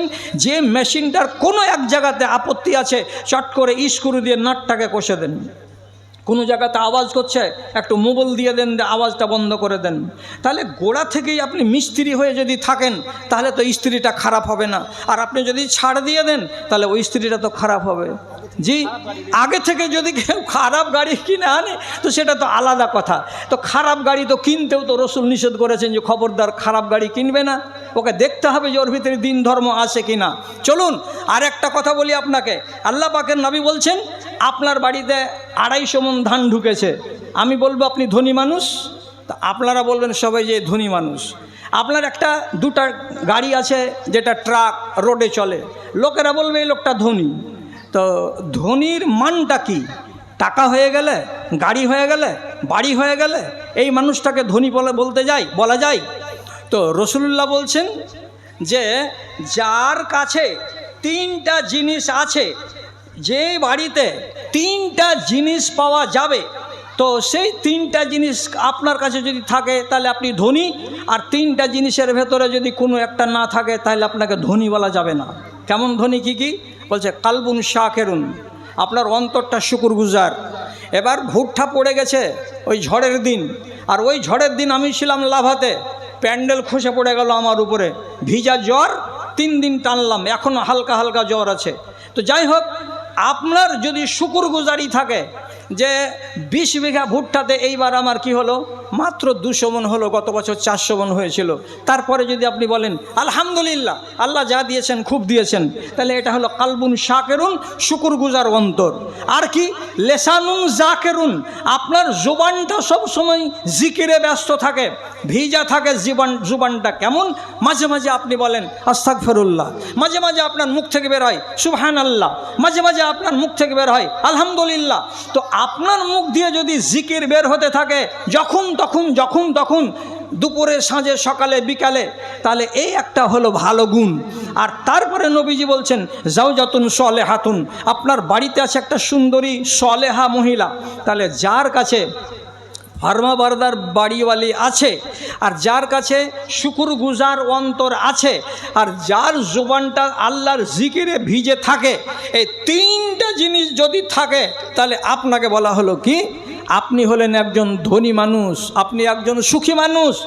মাত্তানাজাল আব্দ, কোনো একটা বান্দা এর থেকে বড় সম্পদ কেউ জড়ো করতে পারেনি। যার কাছে এই 3টা সম্পদ আছে এটাই হলো বেশি বড় সম্পদশালী। আবার এই সলেহা মেয়ে ছেলেটির গুণ বর্ণনা করতে গিয়ে আল্লাহ রাব্বুল আলামিনের নবী বলছেন তুইনুহা আলা আমরে দীনহা ওয়া দুনিয়াহা, কোনটা মেয়ে ছেলেকে সলেহা বলা যাবে? যেই মেয়ে ছেলেটি আপনাকে সাহায্য করবে আপনার দিনের ব্যাপারে, আর যেই মহিলা আপনাকে সাহায্য করবে আপনার দুনিয়ার ব্যাপারে। তাহলে দুনিয়া চালাতে গিয়ে আপনার স্ত্রী আপনাকে বুদ্ধি দিতে পারে, এবং ধর্মের বিষয়ে আপনাকে আপনার স্ত্রী সুবুদ্ধি দিতে পারে। এই রকম জ্ঞানবান মহিলা যার বাড়িতে আছে সেই মহিলাটাই হচ্ছে জাওজায়ে সলেহা। তাছাড়া তাকে জাওজায়ে সলেহা বলা যাবে না। আপনি বলবেন দুনিয়ার বিষয়ে আমার স্ত্রী আমাকে কি মশওয়ারা দিবে? দুনিয়া কোনখানে ধান বুনতে হবে আমি জানি, মেয়ে ছেলে কি জানে? কোনখানে ভুট্টা লাগাতে হবে আমি জানি, ও কি জানে? আরে বাবা, সবই কি আপনি জানেন? আপনার স্ত্রী কিছুই জানে না, কিন্তু ওর ভেতরে গুণ আছে যে আপনাকে দুনিয়ার ব্যাপারে মশওয়ারা দিতে পারবে, দুনিয়ার বিষয়ে আর দিনের বিষয়েও মশওয়ারা দিতে পারবে। কি দিয়ে আপনাকে বুঝাবো? দিনের বিষয়ে জ্ঞান দিতে পারবে, ধর্মের বিষয়ে, দুনিয়ার বিষয়ে জ্ঞান দিতে পারবে। আপনাকে একটা আসার নকল করে বলছি, শেখ একটু তাহকিক করে দিয়েন পরে, আজকে তো বইলে চালিয়ে দিই, তারপর আমি দেখব কথাটা কি। খেয়াল করেন আমার দিকে, খেয়াল করেন আমার দিকে। আবু বকর সিদ্দিক রাদিয়াল্লাহু তাআলা আনহু খলিফা হওয়া কালে একদিন মসজিদে নববীতে খুতবা দেওয়ার পরে বলছেন, ওগো যারা বাইতুল মালের উটে রাখাল আছো, তোমরা দূর দারাজ ময়দান থেকে উটগুলোকে আগামী কালকে মদিনা মসজিদের কাছে নিয়ে এসো, কাছে আনো। কোনোটা পাল আছে রতুয়াতে, কোনোটা পাল আছে টালের মাঠে, কোনোটা পাল আছে কুশরাক্ষার মাঠে। সব রাখালেরা তোমরা সাদকার উটগুলোকে আগামী কালকে মদিনার পাশে নিয়ে এসো, এগুলো গরিব দুঃখীদের ভেতরে বন্টন করে দেওয়া হবে, গরিবদেরকে দিয়ে দেওয়া যাবে, যে যেমন হকদার তাকে। হয়ে গেল কথা। সন্ধ্যাবেলায় জুমার নমাজ পড়ে এক সাহাবী বাড়ি এলেন। আসার পরে ভাত রুটি যা দিয়েছে স্ত্রী খাচ্ছে, কিন্তু খুব আনন্দ মনে মনে, মনে হচ্ছে খালি পাটা জমিনে টিকে না। স্ত্রী বলছে, তোমাকে আজ এত খুশি খুশি লাগছে কেন? তো বলছে খুশিরই ব্যাপার আছে। কি খুশির ব্যাপার আছে? তো বলছে আবু বকর সিদ্দিক আজকে খুতবা দিলেন, আর দেওয়ার পরে বললেন সাদেকার উটগুলোকে জমা করো, কালকে গরিবদের ভিতরে বিতরণ করা হবে। তা আমি তো একটা গরিব মানুষ, তাহলে কালকে তো আমার বাড়িতে একটা উট আসছেই আসছে, তো আমার বাড়িতে যদি একটা উট চলে আসে তো এর থেকে খুশির খবর আর কি হতে পারে? তো মনে মনে খুব খুশি এই সাহাবিটা। এইবার রাতটা কোনো রকম করে কাটলো। সকালবেলায় নাস্তা পানি করে টোরে নিয়ে গামছাটা ঘাড়ে করে নিয়ে জুনাবালি বাড়ি থেকে বেরিয়ে স্ত্রীকে বলছে, চলে গেলাম রে, চলে গেলাম। কোথায় গেলা? বলছে মদিনার মসজিদের কাছে চলে গেলাম। স্ত্রী তখন বলছে, ঘুরে এসো, ঘুরে এসো, আর ঘুরে এসো। এত দূর চলে যাওয়া লোকটাকে আবার ঘুরিয়ে কাছে আনলো। আনার পরে বলছে, এখানে খাড়ো হও, এখানে খাড়ো হও। খাড়ো হলো। খাড়ো হওয়ার পর বাড়ির ভিতরে গেল মহিলা, আর যাওয়ার পরে 2 হাত 2.5 হাত লম্বা এখানে এত বড় ছড়ি, মোটা ছড়ি নিয়ে এসে ওর হাতে বাড়িয়ে দিয়ে বলছে, খুজ হাজাল খেতামা লাআল্লাল্লাহ ইয়ারযুকুনাল ইয়াউম নাকাতান। এ লাঠিখানা ধরো। তখন পুরুষ বলছে, লাঠিখানা ফের কি করবো রে? আমি জোয়ান মানুষ, আমাকে লাঠি লাগবে না। বলছে, আরে খ্যাপা, লাঠি তোমাকে আশ্রয় নেওয়ার জন্য দিইনি। আজকে তুমি যাচ্ছ ওই মসজিদের পাশে, যদি তোমার নামে একটা উট বরাদ্দ হয় খলিফার পক্ষ থেকে, তো উটটাকে হাঁকাইতে গেলে একটা লাঠি লাগবে না? না খালি ওর গলার রশিখানা ধরে তুমি টানবে? না মারলেও মিছামিছি একখানা লাঠি তো তোমাকে হাতে রাখতে হবে। তো লাঠিখানাকে হাতে রাখো। এই লাঠিখানা তুমি মাঝে মাঝে ওকে এমনি করে ঝাঁকানি দিবে, তো জোরে জোরে হাঁটবে। স্ত্রীর কথা শুনলো, লাঠিটা হাতে করলো, করার পরে উট নিতে এলো। উট নিতে এসে কিছু ঘটনা ঘটেছিল, ওগুলো ঘটনা আপনার কাছে আমি আর বয়ান করছি না। এ ঘটনার পিছন দিকে আরও কথা আছে, ওটা থেকে গেল।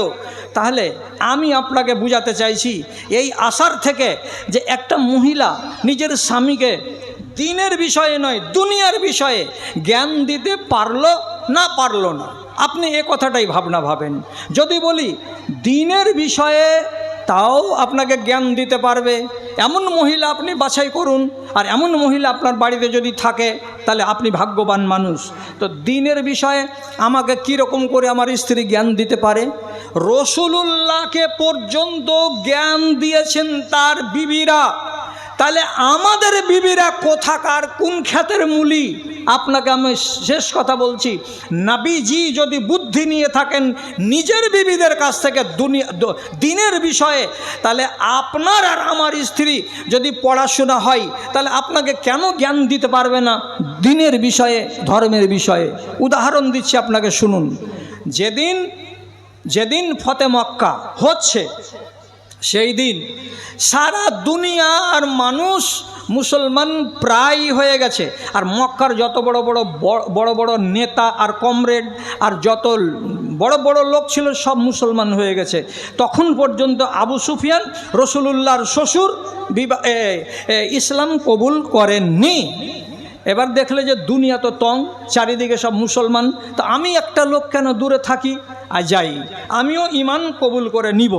এইবার 7-5 ভাবনা করে বাড়ি থেকে আরেকটা লোককে সাথে নিলেন, আর নেওয়ার পরে হাঁটতে হাঁটতে চলে গেলেন হুদাইবিয়ার মাঠে, যেখানে রাসূলুল্লাহ খিমা লাগিয়ে অবস্থান করছিলেন। সেই দিন রাসূলুল্লাহর সাথে তার বিবি ছিলেন উম্মে সালমা রাদিয়াল্লাহু তাআলা আনহা।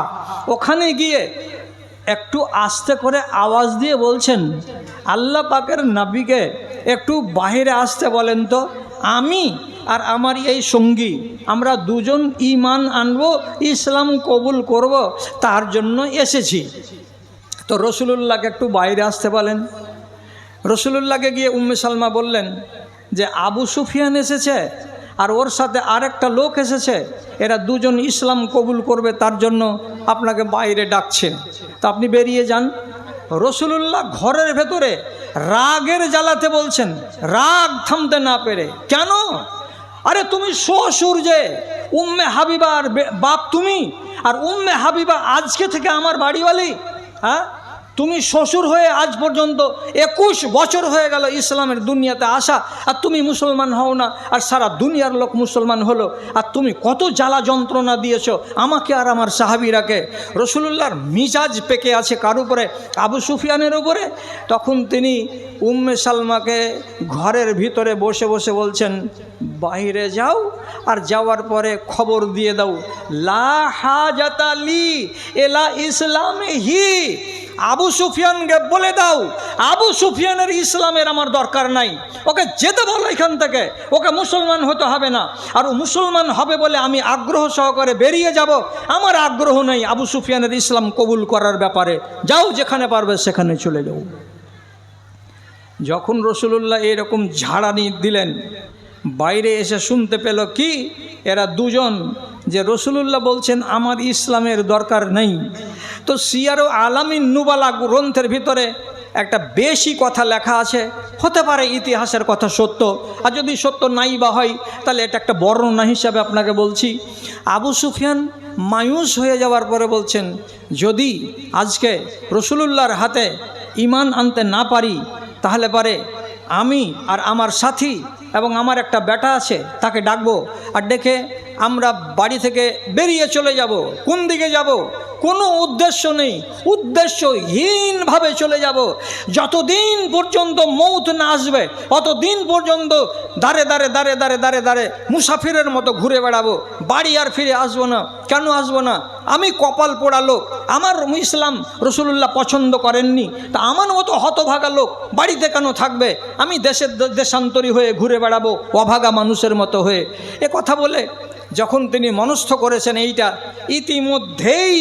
ইতিমধ্যেই রাসূলুল্লাহকে বলছেন, এবার কে? তার স্ত্রী উম্মে সালমা। কি বলছেন? আপনি যাকে তাড়িয়ে দিলেন তোমার ইসলামের আমার দরকার নেই। তারপরে তখন বলছেন, এইবার আপনি যাকে এইভাবে তাড়িয়ে দিলেন, এই কথাটা কি আপনার মাথাতে আছে? ফাইন্নাহু সাহারাকে ও ইবনু আম্মকে, এটা তো সাধারণ মানুষ নয়, এটা তো আপনার শ্বশুর হলো এক, আর এটা তো আপনার চাচাতো ভাই হলো দুই। দুই রকমের সম্পর্ক আছে আপনার আবু সুফিয়ানের সাথে।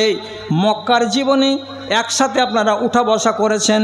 আপনার শ্বশুর হলো উম্মে হাবিবার বাপ, একটা রিশতা, আর একটা রিশতা হলো চাচাতো ভাই। তো দুইটা রিশতা যে লোকটার সাথে আছে, সেই লোকটাকে বিতাড়িত করে দিচ্ছেন কেন? আপনি হলেন রাহমাতুল্লিল আলামিন, সারা জাহানের জন্য রাহমাত। তো আবু সুফিয়ানের জন্য আপনি রহমত কেন হবেন না? আপনি তার জন্য জহমত কেন হতে যাচ্ছেন? আপনার এই ফয়সালাটা আমার মতো একটা বেটি ছেলেকে ভালো লাগলো না আল্লাহ পাকের নবী। যখনই এটা কথা বলা, রাসূলুল্লাহ এক নিমেষের ভেতরেই নিজের সিদ্ধান্তকে বদলে নিলেন। আর নেওয়ার পরে বলছেন, ডাকো তো ওরা দুজনকে ডাকো তো। আবার দুজনকে ডাকা হলো। রাসূলে কারিম তাদের সামনে এলেন, আর রাসূলুল্লাহর সামনে এসে হাতে হাত রেখে বয়াত করলো আবু সুফিয়ান, আর ইসলাম কবুল করলো। ধন্য হলো তার জীবন। এবার আপনাকে আমি এ ঘটনাটা কেন বললাম? এই জন্য বললাম, এ মশলাটা কিসের ছিল? দ্বীনের ছিল, এটা দুনিয়ার মশলা ছিল না। যদি রাসূলুল্লাহ এভাবে তাকে তাড়িয়েই দিতেন, তো আল্লাহ ভালো জানেন যে এটা কত বড় ভুল হতো রাসূলের দ্বারাই, না ভুল হতো না। তো বাহ্যিক দৃষ্টিতে যেটা দেখছি, আমাদের মা উম্মে সালমা যখন বলছেন এটা ঠিক লাগছে না আল্লাহ পাক আর রাসূল ফয়সালা আপনার, তো আসলে তাহলে এটা ফয়সালা ঠিক ছিল না। তাহলে দ্বীনের বিষয়ে মদত করছে কে? দ্বীনের বিষয়ে তাকে মদত করছে তার স্ত্রী। তাহলে আপনার স্ত্রীর সম্বন্ধে কি বলা হলো? সলেহা বাড়িওয়ালি কাকে বলে? যেই মেয়ে ছেলেটি আপনাকে আপনার দুনিয়ার বিষয়ে জ্ঞান দিতে পারবে, আর যেই মেয়ে ছেলেটি আপনাকে আপনার ধর্মের বিষয়ে জ্ঞান দিতে পারবে, এটাই হলো জাওজায়ে সলেহা। জানেন, আপনাকে বাস্তব ঘটনা বলছি, বাস্তব সত্য কথা বলছি। গ্রামের নাম বলবো না, শুধু এইটুকু বলছি, কুমেদপুর স্টেশন থেকে দক্ষিণ দিকে গ্রামটা আছে। আমি আজ 4 বছর আগে এক জায়গাতে ওয়াজ করেছিলাম। ওয়াজে কি ছিল আমার বিষয়টা? এই দুনিয়ার পুরুষ আর ওই দুনিয়াতে গিয়ে তার দুনিয়ার স্ত্রীকে নিয়ে এক জায়গাতে ঘর বসতি করতে পারবে কিয়ামতের দিন। আপনারা জানেন এটা কথা? জানেন এই কথাটা? আজকের যেটা আপনার বিবি, এটাকে নিয়ে আপনি জান্নাতে বিবি হিসাবে নিয়ে থাকতে পারবেন, এই কথাটা আমাদের মানুষের ভিতরে শতকরা 90 জন লোক জানে না। আর মেয়েরা তো বলবেই, হুরাইন যেখানে আছে, এত সুন্দরী সুন্দরী মহিলা, আর এদের মোকাবিলাতে আমার বাড়ি কাঞ্চননগর, আমার তো ঠোঁট চাড়া, আমার চোখ গালা তো গাঁড়া গাঁড়া, আমার গালে তো মেস্তা পড়ে আছে, তো আমার মতো মেয়ে ছেলে এই 70টা হুরাইনদের মাঝখানে আমার এই স্বামীটাকে আমাকে নিবে? নিবে? আপনি আজকে নিয়াত করুন যে নিবে, আর আপনার স্ত্রী নিয়াত করুক যে আমার স্বামীকে আমি নিব জান্নাতে। কেন আল্লাহ কোরআনে বলছেন, উদখুলুল জান্নাতা আনতুম ওয়া আজওয়াজুকুম তুহবারুন, তোমরা এবং তোমাদের বিবিরা জান্নাতে যাও। তাহলে আপনার সাথে আপনার বিবি জান্নাতে যেতে পারবে। উপায়টা কি হবে? বিবি হবে জান্নাতি, আমল করে দে, আর আপনি হবেন জান্নাতি, আমল করে দিয়ে। তাহলে দুজনের নসিবে যদি আল্লাহ তাআলা জান্নাত লিখে দেয়, তাহলে সেদিন আপনি যদি বলেন আমার স্ত্রীকে আমি পেতে চাই আখেরাতে, তাহলে আপনি পেয়ে যাবেন। এবার মশলা হলো, দুনিয়ার মেয়ে ছেলের তো রূপ কম আর ওদের রূপ তো বেশি, তো কি হবে? হাদিসে লেখা আছে, ইউবাদদিলুল্লাহ খালকাহুন্না বিখালকিন আখার। এই মেয়ে ছেলেগুলোকে আল্লাহ রাব্বুল আলামিন এমন মেশিনে ঢুকাবেন, আর এমন করে ওকে মাজায় আর ঘষাই করে ওর বল বিয়ারিংকে, আর ওর গালকে, ওর চেহারাকে, ওর শরীরকে, ওর সমস্ত কিছুকে আল্লাহ রাব্বুল আলামিন ওই হুরাইনদের নারীদের মতো করে ঝকঝকে করে দিবেন। তখন আপনি বুঝতে পারবেন না যে এটা কোথাকার, আর আপনি এই দুনিয়ার স্ত্রীকে নিয়ে জান্নাতে বসবাস করতে পারবেন। এটা সহি কথা। এবার আমার ওয়াজের বিষয়টা ছিল কি? একটা হাদিস, এমন একটা মেয়ে ছেলে, নবীজি বলছেন রাহেমাল্লাহু আলা ইমরাতিন, একটা মেয়ে ছেলের উপরে আল্লাহ রাব্বুল আলামিন রহম নাজেল করে। যেই মেয়ে ছেলেটি রাতের বেলায় জাগে, আর জাগার পরে ওযু বানাই, আর ওযু বানাবার পরে নফল নামাজ পড়ে, আর তার স্বামী একদম জল বড়া সাপের মতো হয়ে ল্যাপ মুড়ি দিয়ে, কম্বল মুড়ি দিয়ে বিছানে ফোঁ ফোঁ করে নাক ডাকে, তাহলে এইরকম যদি পুরুষ হয় আর স্ত্রী যদি নামাজ পড়ে রাতের বেলায়, তাহলে এই স্ত্রীটাই তার স্বামীর কাছে গিয়ে আস্তে আস্তে করে বলবে, হাজির রহিমের বাপ, তুমি কি আমার সাথে জান্নাতে থাকবে না? তুমি যদি জান্নাতে যাও তো তুমি কি আমাকে জান্নাতে নিবে না? তো বলবে যে তোর মতন ভালো স্ত্রীটাকে যদি পাই তো কেন নিব না রে, নিব, তোকে নিব, সাথে করে নিব। তো স্ত্রী ওকে বুঝাবে কি বলে, তুমি যে নমাজ পড়ো না আর আমি যে নমাজ পড়ি তো আমি পাবো জান্নাত আর তুমি পাবা না জান্নাত। তাহলে তুমি আমার স্বামী কেমন হলে যে আমার হাত ছাড়া হয়ে গেলে? তো আমি নামাজ পড়ছি রাতের বেলায়, তো তুমি কেন নামাজ পড়বা না? যখন এইভাবে জ্ঞান দিতে যাবে এই মহিলা, পুরুষটা যদি না জাগে তো রসুল্লাহ বলছেন হাতের চুল্লুতে এক চুল্লু পানি নাও আর নামার পরে তোমার ঘুমিয়ে থাকা স্বামীর চোখের সামনে এমনি করে ধরো, টপ টপ টপ টপ করে 4 ফোঁটা পানি যখন ওর 2 চোখে পড়বে চট করে জেগে যাবে, এমনি করে চোখ কচলাবে। কে রে? যে কে ফের হবে? আমি দুলালির মা কহছি। তো চোখে পানি কেনে দিলি? উঠো নমাজ পড়ো। নমাজ কেনে পড়বে না তুমি? তাহলে একটা স্ত্রীর ভেতরে গুণ আছে, তার বেনমাজ স্বামীকে নমাজ ধরিয়ে দিতে পারবে। যদি এই রকম করে নিজের মতো করে স্ত্রী তার স্বামীকে নমাজি বানিয়ে দিতে পারে তাহলে এটা হলো দিনদার মহিলা।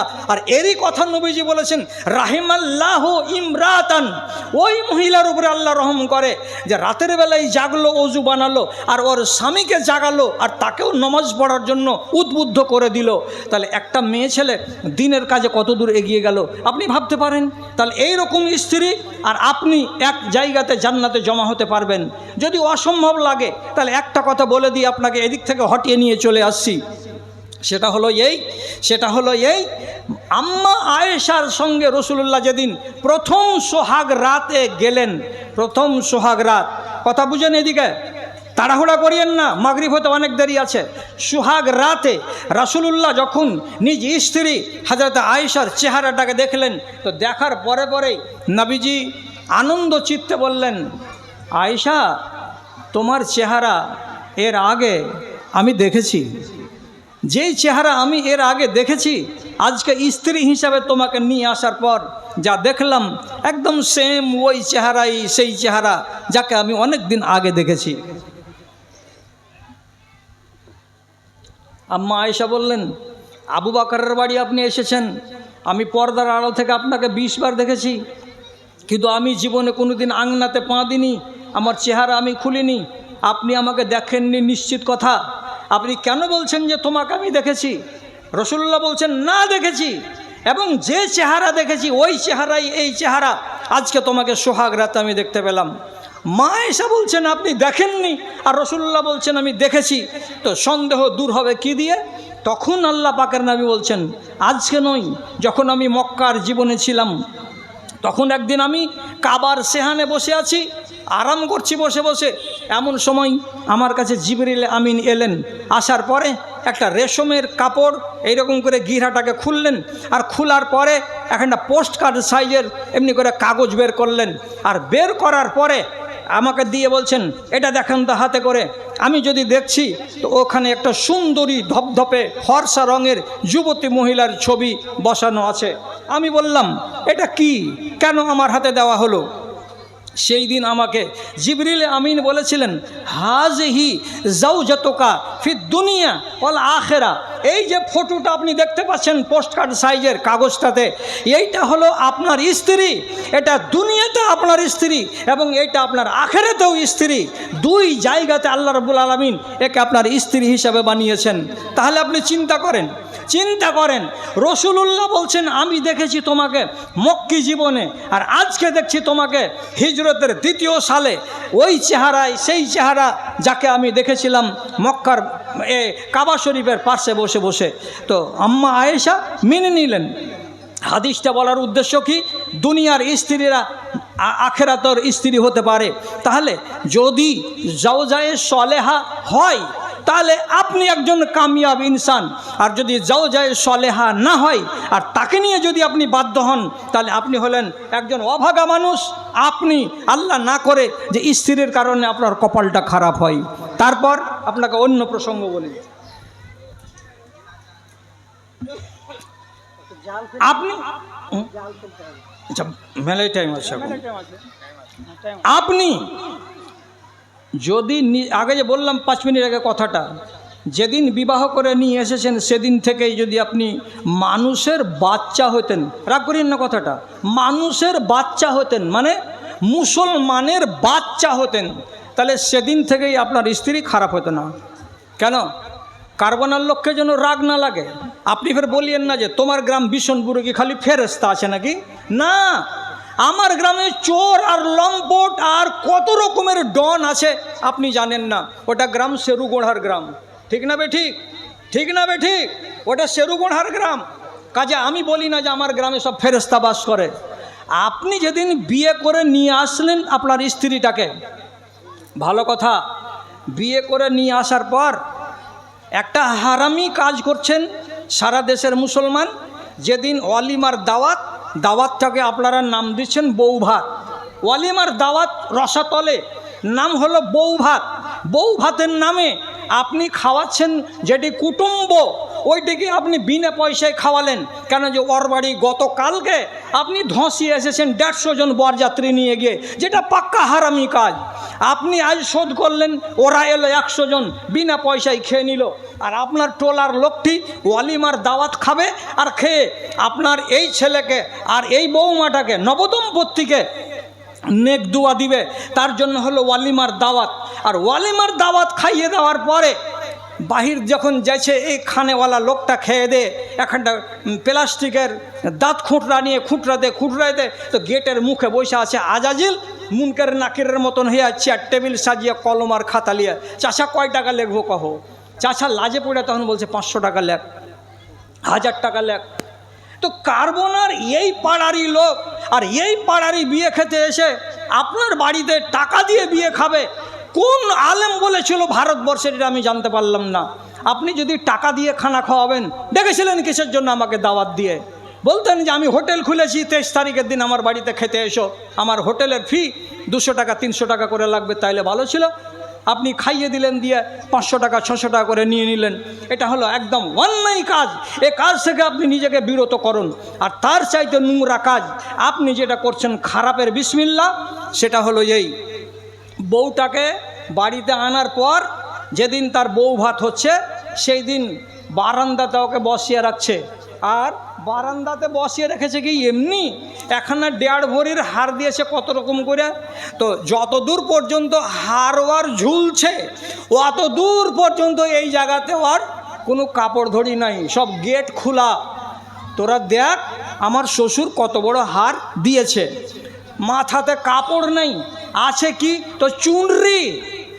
বুঝেন না? বলছি কেন বুঝবো না জি, সবাই দিচ্ছে তো বুঝবো না কেন? এটা নাম নিচ্ছে না, আমি শুধু বলছি গায়ের মুসলিমের স্বভাব।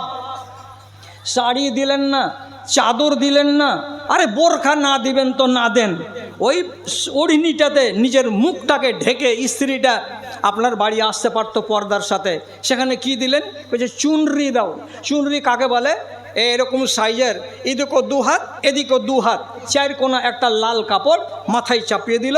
আমাদের দেশে গায়ের মুসলিমেরা নিজেদের বেটিকে দেয়, মুখের আর লোমগুলো পর্যন্ত গুনা যাবে চুনরির বাহির থেকে, টিকলি বোঝা যাবে, রং বোঝা যাবে, এত পাতলা প্যান্ট পেনে একটা কাপড় মাথায় চাপিয়ে রাখে। এই চুনরি মাথায় দিয়ে বউটাকে বারান্দাতে বসিয়ে রেখেছে। এবার মহবুলের বন্ধুরা কইছে, হ্যাঁ বন্ধু বউ দেখাবি না নাকি? মুখ দেখানি আমরা যে দিব। মুখ দেখানি দিবে তো চলো। বাড়ির ভিতরে গেল, আর বউটার কাছে খাড়ো হলো, চেহারাটা দেখলো, গলার ফাঁকাটা দেখলো, হাতের বাহুটা সম্পূর্ণ খোলা দেখলো, রংটা সাদা না কালো দেখলো, সব কিছু তার দেখলো। এবং কোখাতে কাপড় নেই, সে কোখা দেখলো, প্যাট দেখলো, এতগুলো দেখলো। দেখার পরে 200 টাকা দিয়ে চলে এলো। দেখলো কে? একটা মদখোর। দেখলো কে? একটা সুদখোর। দেখলো কে? একটা তিরাঙ্গা আর গুটখাখোর। এরকম বেনামাজি, এরকম ফাসেক, এরকম ফাজের 20টা লোক আপনার বউটাকে দেখে বাড়ির ভিতরে গিয়ে। তাহলে আপনি যদি আপনার এই এত সুন্দর বিবিটাকে যদি চোরকে আর ছেঁচড়কে আর লম্পটকে আর মাগিবাজকে আর সুদখোরকে আর মদখোরকে দেখাবেন, তাহলে আপনার মতো পোড়া কপালের লোক দুনিয়াতে কে আছে? প্রথম দিনই আপনার স্ত্রীকে আপনি ট্রেনিং দিয়ে দিলেন। কি বলে ট্রেনিং দিলেন? বন্ধু এগুলো রে যদি কোনো দিন আসে তো খবরদার সম্মান করবি। আর এক একগুলো বড় লোক বাড়িতে কি হয়েছে, 4টা করে বন্ধুকে নিয়ে আসছে আর বিবিকে বলছে চা নিয়ে এসো, চা বানিয়ে বিস্কিট নিয়ে বন্ধুদের সামনে কয়েছে বেড়ে দাও, কাপে ঢেলে দাও। তো তোমার এগুলা কোন বাপের বেটা হলো যে এর সামনে বউটাকে আসতে হবে আর কাপে চা ঢেলে দিতে হবে আজনাবিদের সামনে? তোমার স্ত্রী আসবে কেন? তুমি ড্রাইভার এমনই খাবিসের খাবিস যে তোমার পাক স্ত্রীটাকে গোড়া থেকেই নাপাক করে দিয়েছো। তোমার গায়ে লজ্জা শরম বলে কোনো জিনিস নাই। স্ত্রী যদি একটু বেহায়া হয়, গোড়া থেকেই যদি আপনি গরম দেখান, তাহলে পরে আপনার স্ত্রী সাবধান। ওরে আমি এমন পুরুষ পেয়েছি যে আমার পুরুষ অইসলামী কাজকে বরদাস্ত করবে না, আগেই সাবধান হবে। আর আপনি যদি এইরকম লম্পট মিজাজের লোক হন, তাহলে আপনার বাড়িওয়ালি আপনি যেটা মোবাইল দিয়েছেন ওই মোবাইলটাকে খুলে আপনার চোখের সামনে বসে বসে হোয়াটসঅ্যাপ খুলে দেওয়ার পরে বন্ধুদের সাথে চ্যাটিং করবে। আপনি বলবেন এই ছেলেটাকে, এই যেটা আমার বন্ধু হলো, এই ছেলেটাকে এটা আমার কলেজের সাথী হলো, এই ছেলেটা তোমার কে, এটা আমার খালাতো ভাই হলো। এই যে খালাতো ভাই আর বন্ধুদের লিস্ট আপনি ওর মোবাইলে দেখতে পাচ্ছেন। মোবাইলটাকে আছাড় মেরে দম বাহির করে দেন আর দেওয়ার পরে বলেন এরপর থেকে যদি তোর হাতে আমি দেখেছি কোনো বন্ধুর নাম আর কোনো চ্যাটিং, তো তোর তকদির খারাপ আছে, তোকে বাড়ির ভাত ছুটিয়ে দিয়ে ভাদুর ঘাঁটা ধরিয়ে দেব বলে আপনি মোবাইল কেড়ে নেন। আর নেওয়ার পরে আপনারা দেখতে পাচ্ছেন আমাদের হাতে, এই যে আমি একটা মৌলবি মানুষ, এই যে এটা আমি নিয়ে বেড়াচ্ছি, আমার বাড়িতে এই আমার বাড়িওয়ালিকে আমার বউগুলোকে এগুলো দিয়ে রেখেছি, না রাহে বাঁশ আর না বাজে বাঁশুরি। এই মোবাইল যদি থাকে ফান্টুসি করতে পারবে না আপনার বাড়িওয়ালি। আর ওই মোবাইল যদি দেন, কোনো বকরিকে আপনি ছেড়ে দিয়ে ওর কানে ফুং দিয়ে বলতে পারবেন না যে সর্দারের খেসাড়িতে মুখ দিস না, হবে? জীবনে মানবে না কোনো খাসি বকরি। তেমনি আপনার বাড়িওয়ালি হবে। খারাপ করলেন কেন আপনি গোড়ার দিন? দাঁড়ান, আপনাকে একটা উচিত কথা বলছি। এক সাহাবী খন্দকের মাঠে খাল খুঁড়ছে, খাল খাল খাল। এমন সময় রসুলুল্লাহর কাছে যে বলছেন আল্লাহ রসুল একটু বাড়ি যাব। বেলা কয়টা? 11টা। তখন রসুলুল্লাহ ওর দিকে মুচকি হেসে বলছেন বিয়া শাদি করা আছো নাকি? বিয়া শাদি টাটকা টাটকা আছে নাকি? সাহাবী মুচকে মেরে হেসে বলছেন জি, একটু নতুন নতুন বিয়ে শাদি করা মানুষ আছি আমি, তো খাল খোঁড়ার কাজে নিযুক্ত আছি আজ কয়দিন ধরে, একটু বাড়ি থেকে ঘুরে আসি। তো রসুল্লাহ মনে মনে কহিলেন যখন বেলা 10টা 11টার টাইম, বেচারা যেতে চাইছে তো যাক বাড়িওয়ালির সাথে দেখা করে আসুক। অর্ডার দিলেন। এই জুয়ান ছেলে ঘোড়া তাড়িয়ে যদি বাড়ি আসছে তো স্ত্রীকে কি দেখতে পাচ্ছে? ফায়েজা হেয়া ওয়াকে ফাতুন বাইনাল বা বাইনে, ওর বাড়ির মেন গেটের পার্শ্বে যে বড় গেট, এই বড় গেটের পার্শ্বে যেখান থেকে দুনিয়ার মানুষকে দেখতে পাওয়া যাবে, এই জায়গাতে এসে খাড়ো হয়ে আছে।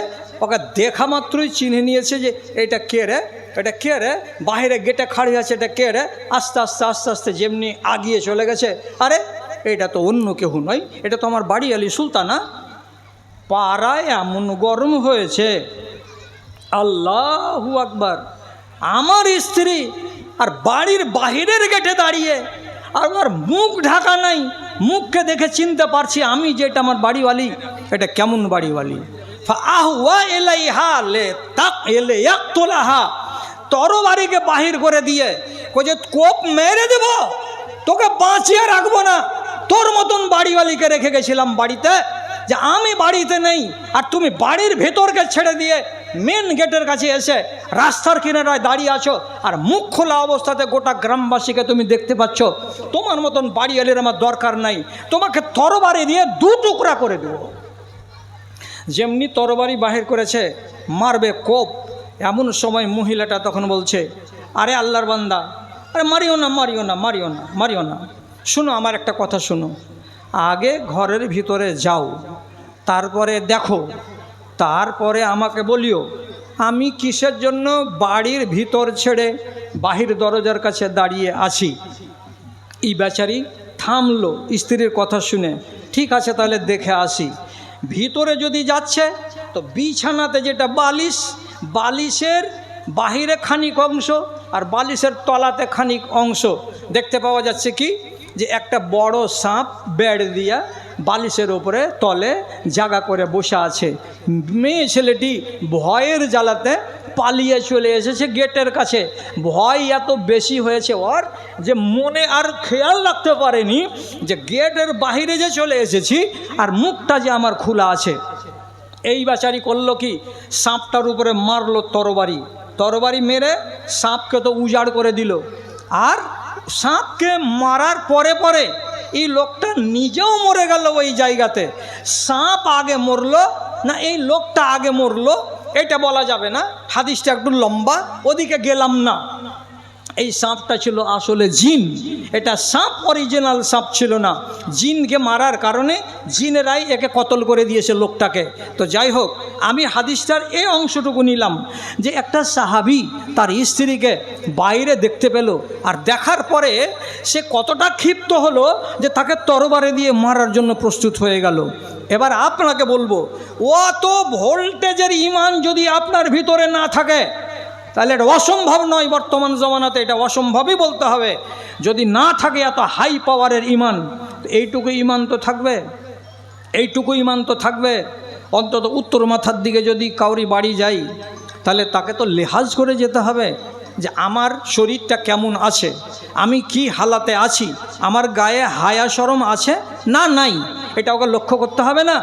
4 বাচ্চার মা, ও ওড়না নিবে না আর চলে যাচ্ছে ভিড় বাড়িতে, বিয়ে বাড়িতে, আর মধ্য আগনাতে চেয়ার পেড়ে বসে থাকছে। আর কি সুন্দর চেহারা, আর মোটা তাজা শরীর, দগদগে চেহারার মেয়ে বিনা ওড়নাতে খালি গায়ে বসে আছে, আর 5টা 7টা মেয়ে ছেলেকে নিয়ে ভদর করছে। ওকে একটুও লজ্জা লাগে না?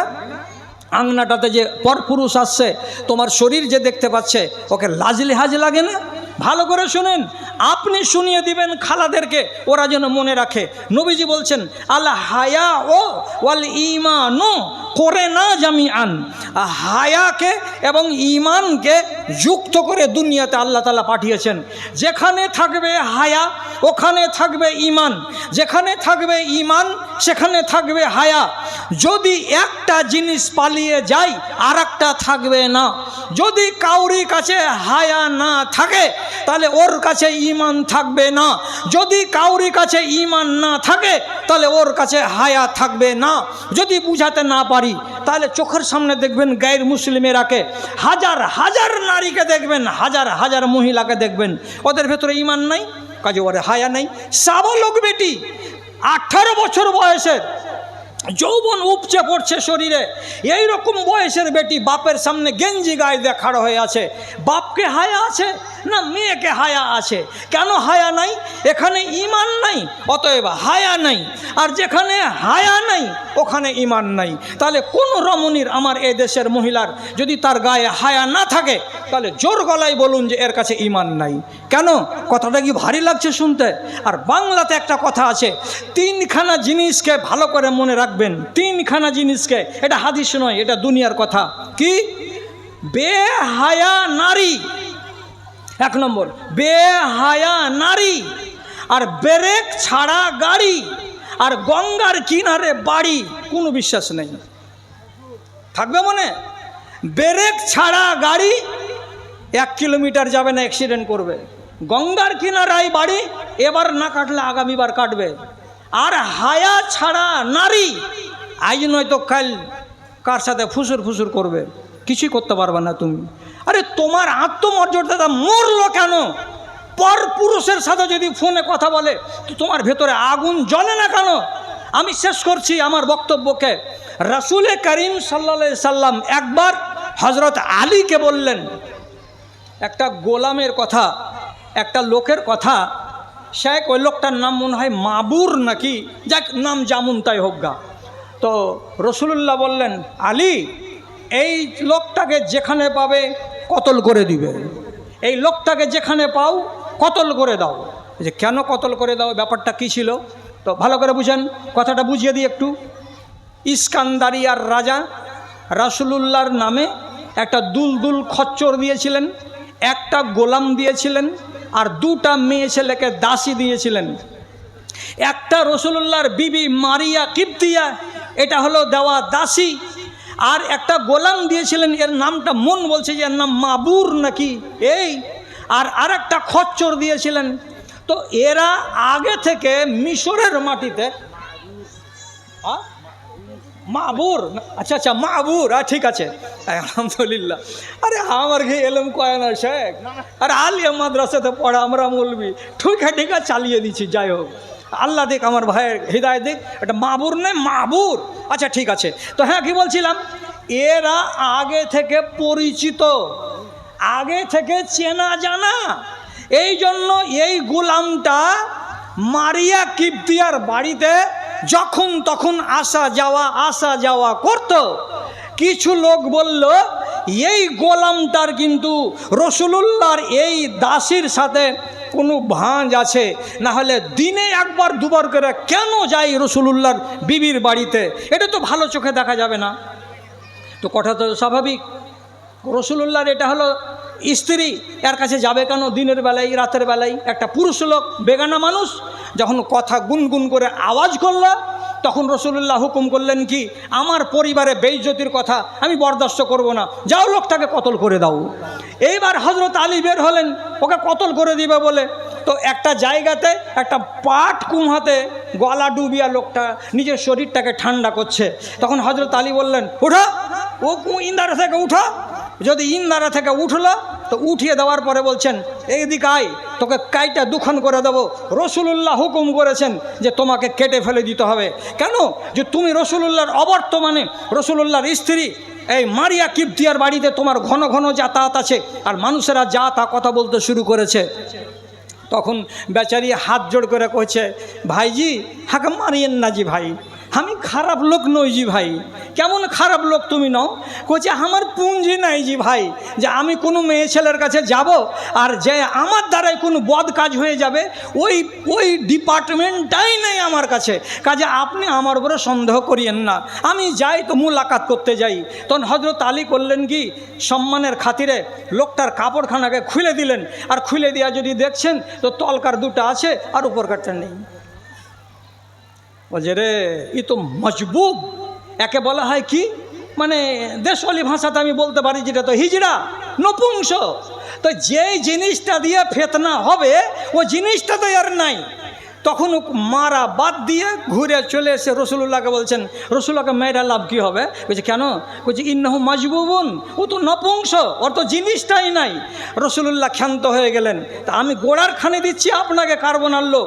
রসুলুল্লাহর আত্মমর্যাদায় লাগলো কত জোরে, যে আমার অবর্তমানে আমার বাড়িতে কোনো লোক আসবে আর আমার বিবির সঙ্গে কথা বলবে, এই কথাটা থামতে না পেরে তিনি তাকে কতল করার আদেশ দিলেন।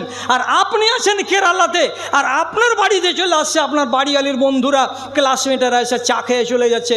আপনার গায়রত কি রোববারের দিন মারা গেছে আর সরজুল ব্রিজের তলে কাকে পাটাতন দেওয়া আছে?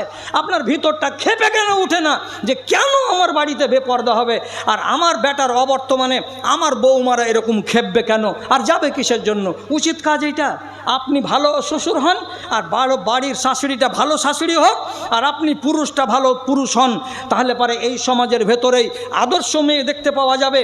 আর এই সমাজের ভেতরে মহিলারা যেই রকম সাহাবায়ে কেরামদের যুগে ছিলেন ওই রকম মহিলা আজকেও দেখতে পাওয়া যাবে। দাদারা আমার, ভাইয়েরা আমার, অনেক কথা বললাম, কিছু কথা হয়তো আমার মা বোনদেরকে কষ্ট লাগবে শুনতে, কিন্তু করার কিছু নাই। আমি যা বললাম এ কথাটা মেনে নেওয়া দরকার। রসুলুল্লাহ মানতে বলেছেন, অতএব তোমরা মেনে নাও।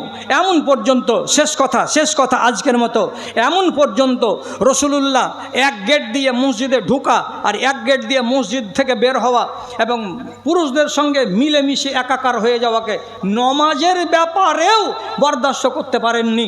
তার জন্য অর্ডার করেছিলেন, আইয়ুহান নিসা ইস্তাখিরনা, ও মেয়েরা সালাম ফিরার পর মসজিদে তোমরা বসে থাকো, যতক্ষণ পর্যন্ত বেটা ছেলেরা বেরিয়ে না যাবে ততক্ষণ পর্যন্ত তোমরা বের হবে না। মেয়ে ছেলেরা সাহাবীদের যুগে 5 মিনিট বেশি সময় মসজিদে বসে থাকতো। আর তারপরে রাসূলুল্লাহ বললেন, আলাইকুন্না বিহাফাতিত তারিক, তোমরা যখন রাস্তা চলবে তখন তোমরা সর্বদা রাস্তার কিনারা দিয়ে চলবে, রাস্তার মাঝখান দিয়ে চলবে না। কেন মাঝখান দিয়ে চলবে? কারা? তো পুরুষেরা, মহিলারা রসুলুল্লাহর কথা শুনে তারা বাড়ির কিনারা কিনারা, রাস্তার কিনারা কিনারা এমনভাবে তারা চলতো যে তাদের চাদরগুলো বাড়ির খোঁচাতে লেগে লেগে আংটা আটকিয়ে আটকিয়ে মাঝে মাঝে মাঝে মাঝে পর্দার কাপড়গুলো ছিঁড়ে ছিঁড়ে যেত। তাহলে তারা রসুলুল্লাহর কথাকে এভাবে মান্যতা দিয়ে ইমানদারের পরিচয় দিয়েছেন। তাহলে আমার মায়েরা, আমার খালারা, আপনাদেরকেও একটা আদর্শ মহিলা হিসাবে দুনিয়াতে বাঁচতে হবে। আজকের মতো কথা শেষ।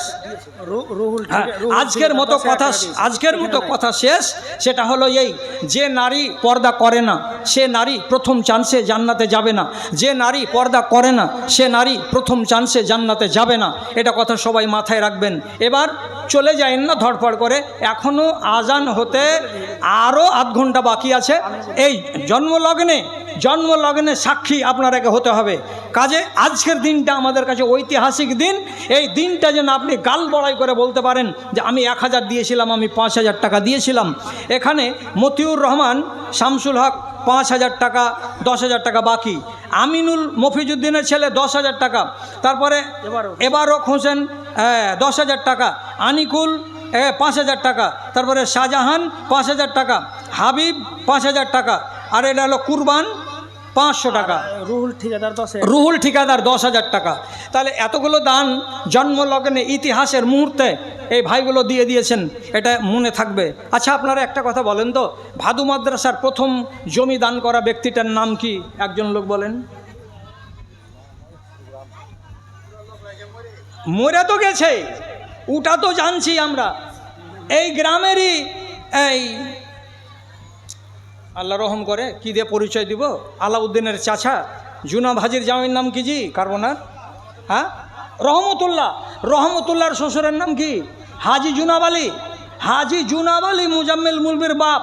এই দিয়েছিল সর্বপ্রথম ভাদু মাদ্রাসাতে 10 কাঠা জমি। তারপরে অনেক যুদ্ধ গত হয়েছে। তো আজ পর্যন্ত কি বাহাদুর লোক আর ওই জমানার যারা লোক তারা জুনাব হাজিকে ভুলতে পেরেছে?